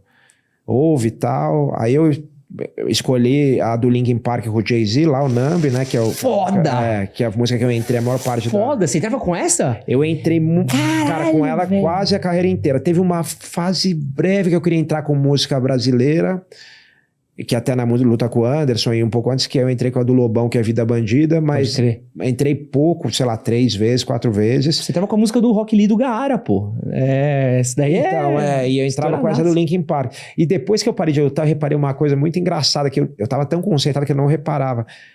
Teve várias vezes, depois puxando a memória, que eu entrava com o Numb, só o Linkin Park inteira. E algumas vezes eu entrava com o Numb com o Jay-Z. Collision Course. Porque eu mandava Numb, Linkin Park. Aí os caras às vezes põem com o Jay-Z, às vezes não. Entendeu? E aí foi isso. Aí o que eu tô querendo dizer, cara, o evento era pequeno, cara. Pequeno assim, comparado com o que é hoje. Não tinha a mesma proporção. Cara, a gente encontrava o Lorenzo, encontrava o Dana, encontrava o Sean Shelby, encontrava a galera ali, a Dona Marcolini, que tá lá até hoje, entendeu? A Michelle, todo mundo lá. Hoje, todo evento de UFC que eu vou ainda bastante como comentarista, cara, sempre eu encontro um funcionário que eu nunca vi na vida, tá ligado? É muito grande. E você falou do Dana, como é que é o Dana White, assim? Porque ele também é um cara que ele cresceu muito também, né? Muito. Também é muito de ser essa coisa de promover o empresário, o rosto e tal. Como é que é a figura Dana White no dia a dia? Cara, assim? O Dana é um cara muito carismático e é um cara muito agradável ali quando tá com você também. É um cara que tem carisma, fala coisas que... Principalmente ali no tete a tete com você. Eu lembro muito, cara, que uma vez ele me falou um negócio... Quando eu tava numa transição ali, tava treinando muito boxe e tal, pra melhorar, e esqueci um pouquinho o jiu-jitsu. E aí eu tava, cara, tava ganhando umas lutas, mas eu fazia um boxe ali que não nocauteava, até porque não é minha característica explosão, poder de nocaute. Aí no jiu-jitsu eu controlava, que eu tenho jiu-jitsu, mas também perdia o ajuste de finalização. E tava tentando virar um trocador, e o Dana falou pra mim numa coletiva ali, no canto, antes de começar, ele falou, Demian, eu queria ver você voltar a fazer aquelas finalizações, aqueles negócios. Cara, não acha que a gente não quer ver luta de jiu-jitsu, luta agarrada, luta de chão. A luta de chão é legal também. A gente gosta da luta em pé, os fãs gostam da luta no chão, aliás, também, não só em pé. Que o pessoal tem esse entendimento, esse misconception, esse falta de entendimento. Acha que não, que a luta em pé, e muitos lutadores até entram nesse caminho. Ele falou, o problema não é a luta de chão, o problema é a luta de chão chata. Mesma coisa a luta em pé. A diferença da luta em pé chata é que o cara sempre fica assim, porque pode acontecer um nocaute, é mais surpresa. Finalização não, né? Tipo, ela demora... O cara agarra ali no canto, fica ali... Então ele falou, cara, mas se você lutar, faz o que você faz, mas arrisca, chega na montada, tenta pegar o braço, tenta não sei o quê. Isso aí pra gente é o que a gente quer. E eu lembro, o público, quando eu botava alguém pra baixo, eu ouvia, eu lembro até hoje, cara, o ginásio. Porque eles sabiam que eu tinha grande chance de eu... E quando eu tava no ground and pound, ou chegando, né, que é batendo ali, ou chegando numa posição de finalização, eu ouvia a galera. Agora, quando você chega e fica ali, tá meio travado, aí a luta fica mais chata. né? Porque uma luta em pé chata, como eu falei, ela sempre tem aquela possibilidade do inesperado, de daqui a pouco, pum, pega um soco e derruba. E a luta no chão, não, se ela tá ali, difícil um bote pega, né? Geralmente ela é construída, a finalização.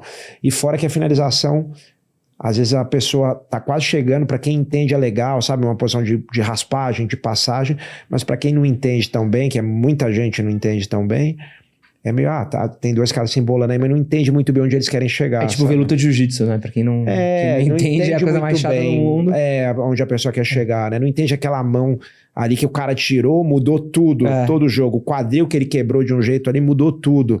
Então, mas é isso. O Dana, ele chegou pra mim e falou isso, me marcou. Falou, cara, faz seu jiu-jitsu, a gente só quer que você arrisca pegar. Porque, de certa forma, o cara ele é quase como se fosse um maestro ali do que tá acontecendo, né? Ele é a cara à frente ali do negócio, né? O Dana começou como um cara que era amigo dos Fertitta e começou a trabalhar junto com eles e ergueu o UFC com eles, muito por conta do esforço dele também. E aí ele teve uma porcentagem na companhia, virou também um dono ali. E quando foi vendido, ele continuou com uma porcentagem e continuou como o cara de frente ali. Certo. E aproveitando que a gente tá falando de jiu-jitsu, falando aqui de UFC, uma coisa que a gente vê hoje no UFC, no MMA, é como o jiu-jitsu, ele perdeu... Não vou falar que perdeu, né? Mas ele... saiu um pouco do protagonismo que ele tinha no que a gente tá falando de grapplers, né? Claro. A gente teve wrestling chegando com muita força, tem a galera do sambo também. Como é que você vê essa disputa de espaço entre os grapplers do grappling? Bom, primeiro o grappling, sem dúvida, é a luta mais eficiente que tem, qualquer grappling. E dentro do grappling, o topo do topo é o jiu-jitsu, né? Claro. Porque você fala, o wrestling, mas o wrestling, ele vai ter que treinar jiu-jitsu. Concorda? Porque se o wrestling não sabe jiu-jitsu, ele vai ser finalizado. Vai cair na guarda ali, vai ficar segurando, vai tomar um triângulo, vai tomar uma chave de braço. Então ele vai ter que treinar o jiu-jitsu, pelo menos para entender ali. O cara do sambo, depende do estilo, mesma coisa. Porque o sambo, cara, tem sambo que não vale estrangulamento, tem sambo que vale, entendeu? O jiu-jitsu é muito refinado nesse ponto. Mas é claro que você pega atletas, por exemplo, os russos lá do Daguestão, cara... Os caras têm um nível, nem de sambo, mas de wrestling, de luta olímpica, um nível de atleta da mais alta, da elite, né, de wrestling. A maioria dos campeões olímpicos e mundiais russos saem do Daguestão. Você sabe disso? Eu separei, tem uma pauta aqui, tá? Que eu vou falar pra você. Literalmente, a minha pergunta é: qual que é a do Daguestão? Então, porque é uma coisa que... é bizarro, velho. É tipo o Amazonas pro jiu-jitsu, né? É meio... Cara, o que acontece no Daguestão? Primeiro, o wrestling lá é um esporte nacional lá, né? Dessa república, uma república russa, né? Pra quem não entende, a Rússia tem, acho que 15 repúblicas dentro dela, um pouquinho diferente politicamente do que é o Brasil, por exemplo, que são estados. São repúblicas com uma independência muito maior que um estado. Daguestão é um deles. A Rússia e o leste europeu, historicamente, junto com os Estados Unidos, são os maiores campeões de luta olímpica do mundo. Que, na minha opinião, é o esporte mais difícil que existe dentro das Olimpíadas. Assim, que exige mais valência de flexibilidade, mobilidade, força, técnica, gás. Uma explosão. Os caras fazem umas coisas que eu treinei muito wrestling nos Estados Unidos, é bizarro, entendeu? Então, assim... Para mim, são os atletas, o topo dos atletas olímpicos são os wrestlers. E aí você pega a Rússia, que é o maior, e na época a União Soviética, e depois com a Rússia, o maior celeiro de campeões olímpicos. Lógico, tem os americanos também, tem os cubanos, né, que tem influência russa, mas assim, o maior celeiro tá ali naquela região do mundo. E dentro dessa região, o maior celeiro é o Daguestão. Uma vez eu vi um número, tipo assim, de tantos campeões olímpicos, sei lá, 70% eram russos, 60% era russo, e desses 60%, tipo assim, 5 quartos eram do Daguestão, sabe assim? Então, assim, é da onde mais sai campeão olímpico de wrestling. Loucura, cara. Então, você pega o cara que é o melhor wrestler do mundo, aí você bota o cara pra treinar sambo, bota o cara pra treinar jiu-jitsu. Cara, os caras vão ficar... Essa eficiência, que é um o Chimaev, que é da Chechênia, mas ele é muito parecido ali também, a cultura do wrestling. Estava conversando com ele, ele falou, Demian, lá na Chechênia, cara, o wrestling é desde criancinha, todo mundo, é esporte nacional ali, entendeu? Os caras do Daguestão, a mesma coisa. Então, você faz um cara muito eficiente.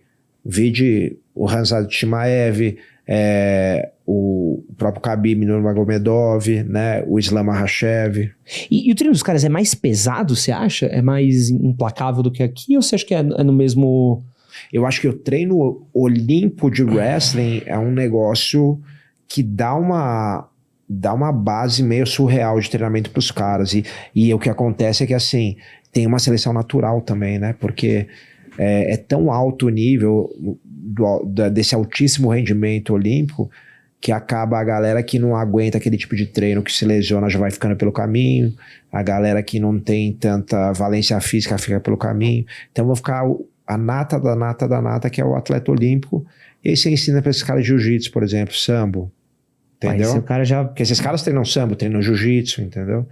Aí esse cara fica muito eficiente, cara, porque no fim das contas, pro UFC, lógico que eles querem que tenha mais trocação também, né, não só a luta agarrada, mas assim, você botar ali, no fim das contas, cara, você pode ser o melhor trocador, mas não é tão difícil pegar um cara que é muito bom de te agarrar, a pessoa te agarrar, concorda? Uhum. Então, por isso, cara, o Islam domina, o Khabib domina, porque é difícil pegar um cara que tem um controle perfeito de distância. E o cara que vai lutar com eles, pra ter chance, também tem que ser bom de jiu-jitsu, concorda? Sim. Porque vai cair por baixo, vai ter que ter guarda. Se não tiver guarda, esquece. O cara vai amassar, vai atropelar. E o jiu-jitsu, ele é muito bom de absorver coisas também, né? Acho que é uma coisa que a gente treina jiu-jitsu, a gente sabe o quanto que... A mate viva, né? O BJJ, só de ter o B ali no JJ já muda todo... A cultura, né? A cultura Você sabe uma coisa que eu gosto de fazer uma comparação? Eu falava até algumas lutas antigas, tradicionais, que elas são pra mim como pseudociência. Você faz aquilo há milhares de anos sem saber por quê, porque alguém inventou lá atrás e ela não muda nunca. Sabe? Igual... Não vou citar pseudociência aqui, porque eu vou deixar algumas pessoas chateadas, né? Mas assim, a gente sabe, né, de algumas pseudociências. Quando é tipo um negócio que você fala, não, isso é milenar, isso não sei o que, é porque não mudou, né? Então, tipo, o jiu-jitsu, ele é ciência. Então, eu falo isso até num seminário que eu dou. Você tem uma hipótese, então minha hipótese é o quê? Eu acho que se eu chegar aqui, cara, e fazer essa posição em você, eu vou finalizar você no cotovelo. E aí eu faço o quê? Na ciência tem uma hipótese, qual que é o próximo passo que você vai fazer? Testar essa hipótese. Testar essa hipótese. Aí eu testo com alguém que não quer deixar eu fazer, né? E aí dá certo, ou não dá certo.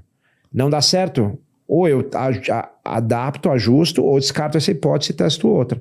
Deu certo, passou por isso, aí vou criando um corpo ali de conhecimento e vou usando aquilo, entendeu? Então, tá sempre evoluindo. Então, cara, o jiu-jitsu viu um negócio do Hélio Gracie, até escreveu um livro, mas eu tô botando no meu Instagram em historinhas assim. Pode crer, eu vi. Você viu? Já tem. Esse livro, eu quero até lançar ele, eu escrevi com a ajuda do Edson, do Elton Silva, do Pedro Valente, tal, que são caras que pesquisam, tal, Marcelo Alonso, mas tem muita foto ali que eu não sei como é que faz pra usar, por isso que eu não lancei, mas eu imprimi e deixei lá na academia pra galera ver.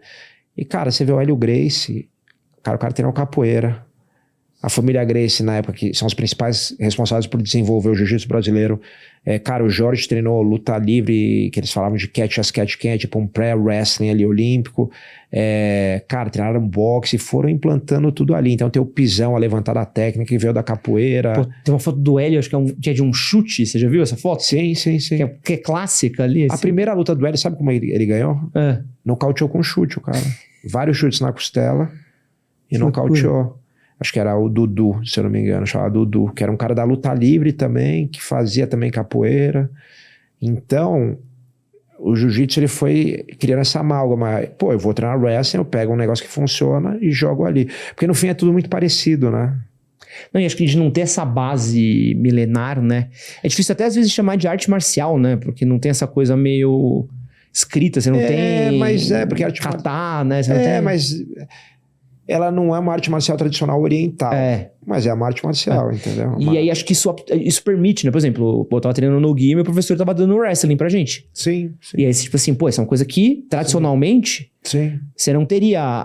Eu gostaria de brincar com o pessoal mais velho da academia e falar assim, pô, isso aqui nos anos 2000 mas seria outra coisa, né? Isso é legal. O próprio jiu-jitsu que chegou aqui, o Conde Coma, quando trouxe, né, que a família Gracie foi lá treinar com ele e tudo, cara, ele já... Dizem que ele já fazia uma coisa diferente também, porque ele passou pela Europa, passou pelos Estados Unidos, passou por desafios, treinou luta livre, treinou boxe, treinou... Aqui no Brasil ele treinou capoeira. Isso é muito legal. Entendeu? Então, ele também... Você vai absorvendo coisas, né? E isso é normal, faz parte da evolução de qualquer... E aí fica aquela discussão, mas jiu-jitsu é japonês ou brasileiro, não sei o quê. Aí eu tive um professor de história que falava um negócio muito interessante. Ele falou... da onde é, sei lá, o rock? O rock é americano. O cara fala, não é americano, porque o rock veio dos cantos dos negros africanos que foram escravizados, que era o blues, que era deles, então o rock é africano, entendeu? Então, tipo assim, se for puxando, sempre vai ser de algum lugar. Mas esse jiu-jitsu que a gente faz aqui, o jeito que ele se desenvolve, ele é endêmico, entendeu? É nosso. Aqui, e óbvio, se expandiu para o mundo. Hoje em dia tem americanos, europeus e do mundo inteiro japoneses com jiu-jitsu de excelência, australianos. Eu tive uma discussão esses dias, que não é incomum, né? Mas eu tive uma discussão num post que tava falando sobre jiu-jitsu, né? Uhum. E aí eu falo minha tese, que essa minha tese ofendeu as pessoas que eu falei, que eu acho o BJJ mais brasileiro do que a capoeira, por exemplo. Acho que a capoeira tem um valor histórico, muito bonito, cultural lindo, mas quando a gente olha hoje o número de praticantes, disseminação e até mesmo o potencial cultural fora do Brasil, as pessoas associam... Pô, é muito difícil você ir pra um país do mundo que o cara fala assim, jiu-jitsu ele é japonês. Eu falo, não, é BJJ. Não, todo mundo acha que o brasileiro... Você vai pra fora, o cara acha que você faz... Hoje em dia, igual antigamente, todo mundo fala, você joga futebol só porque você é brasileiro, os caras falam, você treina jiu-jitsu, todo mundo acha. Isso é muito louco. Principalmente nos Estados Unidos, que tá crescendo muito, você vê as academias lá, BJJ, né? Brazilian Jiu-Jitsu, né? É uma coisa muito louca, que às vezes até quem tá aqui não tem a dimensão do fato da grandeza que tá tomando. Agora, né? É difícil falar o que é mais ou menos, mas você quer arrumar treta, é falar de história ou de nutrição. Falar essas coisas, você arruma uma confusão. Tô escapando de confusão. Principalmente o pessoal da luta. Quem vai que alguém quer tirar uma satisfação aí, só quero viver bem. Pra gente indo aqui pra nossa reta final aqui, Damian, uma parada que eu acho que é curiosa de falar essa... Aqui é uma polêmica também, não tem muito como a gente fugir, né? Mas assim, o jiu-jitsu hoje, ele tá seguindo um caminho do esporte, né? O jiu-jitsu esportivo, ele é muito forte, ele cresce muito. E a gente vê até mesmo pelas posições, pelas adaptabilidades. Então, você tem o jiu-jitsu com brimbolo, você tem o jiu-jitsu com controle de lapela, controle de pegada e tudo mais. E a gente tem afastado um pouco do que era ali a raiz, entre muitas aspas, do jiu-jitsu, da defesa pessoal. De eficiência na defesa pessoal. Como é que você vê esse distanciamento, essa coisa desse jiu-jitsu mais... muito entre aspas aqui, performático pro jiu-jitsu de defesa pessoal? Cara, eu até faço uma brincadeira, né? Que os caras eu falei, se eu fosse o ditador do jiu-jitsu no mundo, eu voltaria a fazer os caras usar aquele kimono que o Hélio Gracie usava, que onde como sabe, da manga curtinha aqui e a bermuda aqui, pra não poder ter tanta pegada assim. Mas eu acho que, assim, o que a gente não pode perder de vista, e o jiu-jitsu, uma das características brasileiras do jiu-jitsu foi aquela criação daquelas regras de o que vale cada posição. Então, por que uma montada e umas costas valem mais do que uma queda, por exemplo? Por exemplo, no judô, o que mais vale ali, você pegar as costas, botar os ganchos, não acontece nada, concorda? Mas você dá a queda de costas, você ganhou. Né? Por quê? Porque existe o caminho para finalização, que é acabar com a luta, né? Então, esse caminho é o seguinte: eu vou te dar uma queda, ou puxar para a guarda, se for o caso, se eu não conseguir te derrubar. E se eu estiver na guarda, eu posso te finalizar. Ou se eu te raspar, que é inverter a posição, ou te der uma queda e cair por cima, avançar para uma posição de montada ou controle lateral e eventualmente para uma finalização. Então eu vou do controle, vou controlando e vou para a finalização, certo? E tudo isso é baseado nesse desafio 1 a 1 que a gente fala. 1 contra 1, vamos ver aí sem tempo quem que ganha, né? E as regras são baseadas nisso. Por isso, como mais uma vez, por isso que uma controle de costas vale muito mais do que uma queda, mesmo que essa queda seja 2, perfeita. 3, 4. Exatamente. Né? É uma passagem de guarda e tal. Eu acho que a gente não pode perder isso de vista, entendeu? Então, acho que isso que é importante. Isso é a primeira coisa, entender que a regra tem que ser sempre adaptada, não ser tolhida, senão vai ficando igual o judô, que não pode isso, não pode aquilo, daqui a pouco não pode mais nada, não pode mais segurar a perna, não pode não sei, né? A regra tem que ser o quê? Eficiência marcial num desafio 1 a 1. Por que eu falo 1 a 1? Porque de repente num desafio 3 contra 1, às vezes vale mais a pena você dar uma queda perfeita mesmo e sair fora, entendeu? Dá um quedão, pum, joga o cara, nocauteia com a queda no asfalto e vem outro e você dá uma queda ou sai correndo, né? Agora, num desafio 1 a 1, que é o objetivo, e o jiu-jitsu tem também essa parte de queda, você poder quedar num desafio, você tá sendo atacado por 3 pessoas na defesa pessoal, você não quer levar a luta pro chão, você quer quedar e sair, mas o que ocorre é que não adianta se iludir, a luta, a chance de ir pro chão é grande. E a hora que cair, o Hiron Gracie fala um negócio interessante, fala, a hora que eu caio, se eu tô num barco e tem um mar bravo, eu não quero pular nesse mar, mas se me jogar ali, eu quero saber nadar, né? Não vou falar, não, eu não vou cair lá, então não vou nem aprender a nadar. Então, se eu cair ali por baixo, numa luta e tem 2 caras vindo me agredir, eu quero saber fazer guarda ali pra empurrar, ficar em pé e sair daquela situação. O princípio de várias posições que a gente tem é a defesa, né? Defesa de chute. Defesa exatamente, Então, acho que a gente não pode perder essa essência, que eu acho que a confederação até que consegue manter uma boa essência disso, não ficar impedindo regra, botando regra, mas tomar cuidado com isso. Então, por exemplo, eu acho que posições, hoje em dia, eu acho que se segurar a lapela de certas maneiras durante muito tempo, começa a dar punição. Eu acho isso interessante, porque isso foge muito de uma situação de defesa pessoal real, né? Não só porque você pode ter uma lapela na rua, um casaco, mas porque, cara, você não vai ficar ali sentado esperando, entendeu? De repente vê alguém te dar uma paulada aqui, ou, entendeu? Você tem que resolver a situação um pouco mais rápido que isso. Então, acho que algumas regras, assim, básicas, pensando nisso, vale a pena. Tipo, não pode segurar tanto a lapela por dentro, enfiando o pé durante tanto tempo, dá mais dinamismo, mas lembrar sempre que o objetivo é a eficiência marcial, não é o show, entendeu? Não é tipo, vamos fazer a queda de pão valer mais do que uma queda de passapé porque ela é mais bonita. Não, isso a gente não pode ter, que é o que acontece, por exemplo, vamos dizer, a greco-romana, uma queda acima da cabeça é mais bonita do que uma queda, entendeu? Que tem um pouco diferente. Queda é queda, né? Queda é... lógico, em termos de defesa pessoal, mais de uma pessoa contra você, uma queda que estampa o cara no chão, o ipom, ela tem seu valor. Porque a pessoa fica ali e nem levanta mais, você não sabe cair, entendeu? Do que uma queda de um passapézinho, né? Mas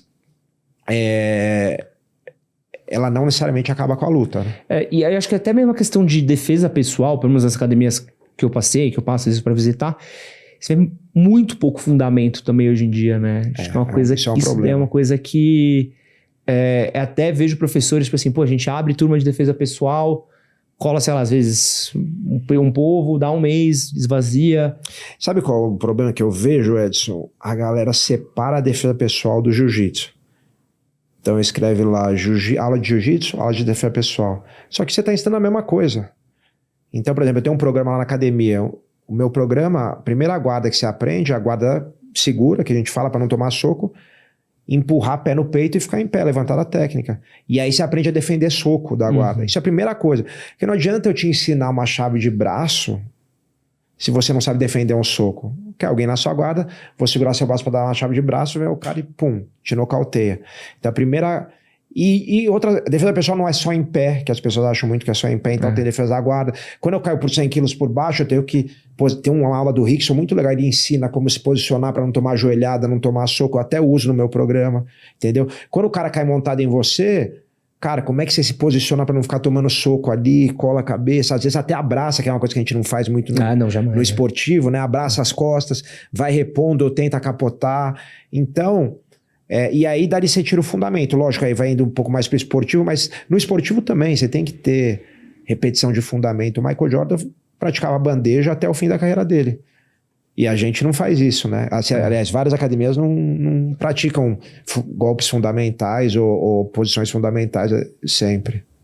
E pra gente terminar aqui, Damian, eu fiz uma coisa com o Gurgel, que eu perguntei pra ele, né, o que todo faixa preta deveria ter e tal, foi até um cortezinho que viralizou, mas eu queria saber aqui o contrário de você, tá? Você que inspirou muita gente aí no jiu-jitsu, com a sua carreira e tudo mais, hoje tem a sua academia, o que todo faixa branca hoje ele precisa saber pra ele poder progredir dentro da jornada dele do jiu-jitsu? Cara, ele não precisa saber nada, ele vai aprender, né? Na verdade. Eu acho que ele precisa entender que o jiu-jitsu serve não só para ele aprender a lutar, mas para tornar uma pessoa melhor.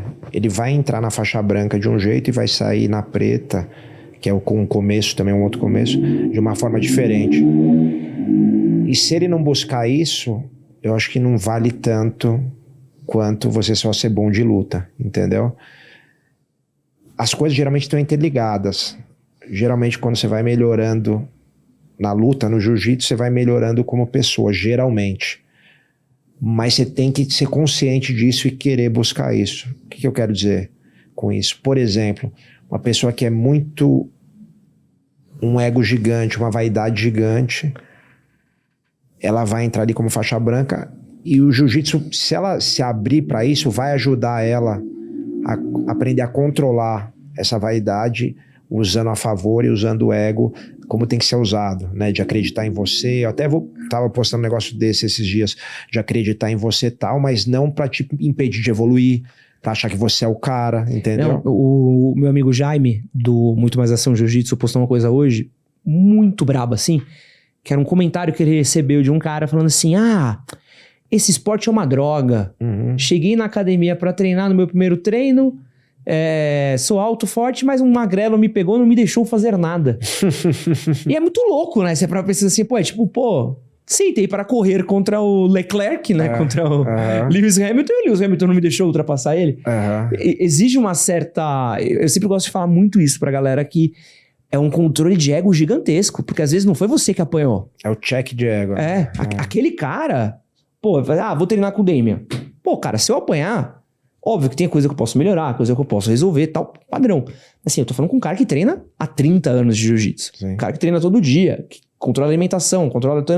Então, eu não posso tirar o seu crédito também, e eu sinto que isso é uma coisa muito difícil das pessoas projetarem, né? Ou até mesmo projetar, tipo assim, eu sou faixa branca. É óbvio que eu vou apanhar. É óbvio que eu tenho que botar minha cabeça no lugar. É óbvio que eu não vou ser o mais brabo. Sim. E o cara às vezes entra na arte marcial justamente pra ser o mais brabo, né? E aí você vai tendo todo essa jornada interna, senão ferrou, né? Sim. Mas você sai melhor do outro lado, concorda? Se você usar essa ferramenta, você pode, cara, não usar a ferramenta pra nada, mas eu acho que a maioria sai melhor, cara. Você é um pouquinho menos arrogante, um pouquinho menos... Controlando um pouquinho mais a raiva, as emoções, o medo, a coragem, trabalhando, sendo mais corajoso, trabalhando o medo de forma melhor. Pelo menos eu vi isso acontecer comigo demais e com milhares de alunos que eu vi passar pela academia desses 20 e tantos anos ali de academia. Tu não vê uma questão de paciência? Eu tenho muitas essas conversas com amigos assim, de tipo, tem dia que minha vitória é estourar uma pegada. Sim. Tipo assim, minha vitória é não deixar... eu vou cair nessa posição, esse cara não vai fazer essa pegada. As pequenas vitórias e as pequenas derrotas, né? Que vão fazendo o todo. E não existe. Você pode ser o melhor do mundo, você vai ter pequenas derrotas ali. E isso vai te deixar mais humilde também, se você souber usar essa ferramenta. Então,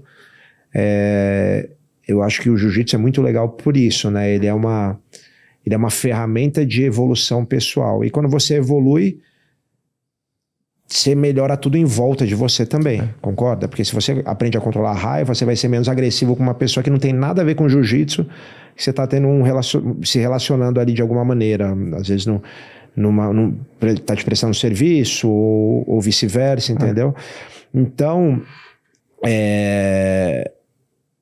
eu acho que, cara, pra mim é uma ferramenta assim que não é incrível. É igual. É incrível, incrível. Eu tava entrando numa pira esses dias conversando sobre criatividade de jiu-jitsu. Que é uma coisa que a gente fala muito pouco, né? Tem muito. Porra, muito, cara, assim, você vai conversar e fala assim, cara, tu consegue às vezes criar uns bagulho enquanto você tá fazendo. Porque é quase como se fosse uma dança, né? Tipo, eu piso aqui, puxo aqui, volto lá, esse pé caiu, voltou, desci, subi. Esse você tá criando uma coisa, você vai entendendo, pô, esse é o meu jogo, né? Uma coisa que é muito legal, né? Porque tem muita coisa envolvida, assim. Por isso que eu achei muito legal, uma coisa que eu falei pro Gurgel, até inclusive pra você, assim, tenho o privilégio de treinar com o Mestre Casca também, que é um cara que é muito assim também, que é a questão de você ter pessoas que representam esses valores no jiu-jitsu e falam muito sobre isso, porque a gente ainda tem muito esse estereótipo do cara casca grossa, cara fechada, que vai sentar e dar porrada, e você vê gente que fala bem, vê gente que desenrola, que consegue ver esse lado humano, que consegue ver esse lado pessoal. É muito importante, assim, acho que isso daí é uma característica muito forte do seu trabalho, assim, que pra mim é uma coisa que ela vai transcender até mesmo a sua carreira, as suas conquistas. É justamente esse lugar que você se bota de ser esse cara muito humano dentro do que faz também. Acho isso muito do caralho, Demi. E, cara, você já melhorou muito, viu? Você falou que ainda tem o estigma. Hoje em dia, cara, quando eu comecei nos anos 90, você não tem noção do que era, cara. Hoje em dia tem um monte de gente famosa treinando, então todo mundo virou meio cool, sabe? E que seja mais, pô. Que seja mais, excelente. A única coisa que me deixa, às vezes, me faz refletir é, cara, como a gente às vezes é um pouco colonizado, né, cara? O negócio teve que ir pra fora, fazer sucesso lá fora e começar um monte de ator lá fora a treinar, e gente famosa e atrizes, pro brasileiro olhar e falar, nossa, que legal, jiu-jitsu. E nem sabia que, cara, nasceu aqui, entendeu? Mas, Demi, pra quem quiser treinar com você ou quiser acompanhar o seu trabalho, onde é que eles te encontram? Bom, primeiro, meu trabalho no Instagram, né, @DemiMaia. Tô começando a voltar a jogar algumas coisas no YouTube também, que na época da pandemia eu fiz até um podcastzinho lá. Sim, eu vi, muito legal. Mas acabei, porque dá trabalho, né? Você sabe, né? Um pouquinho só. Fazer pauta, fazer as coisas, né? E não dá pra fazer tudo. Mas era uma coisa que eu acho muito legal conversar e tal. Aqui em São Paulo tem a minha escola, né? A principal, que é a Escola Demi Maia, na Vila Leopoldina, ali perto do Ceasa, Parque Vila Lobos. Cara, a gente tem aula o dia inteiro, muita criança. Hoje em dia eu sempre foquei muito em adulto, e nos últimos anos, até pelos meus filhos, eu acabei focando muito em desenvolver metodologia de criança, que é uma coisa que o Casquinha, que é seu professora, é o especialista, faz né? Bem demais, né? Já mandei até minha professora lá, que é minha sócia, a Marcinha, uma das professoras, fazer curso com o Casquinha. Ela já veio fazer curso na Moca lá com ele, na Aliança da Moca. E quem quiser, tá lá, tem as filiadas no Brasil também, lá no site tem fora do Brasil, e é isso. Pô, Demi, muito obrigado pelo seu tempo, papo bom demais, muito feliz de ter você aqui, e obrigado você que ficou com a gente até agora, um grande beijo e é nóis. Valeu.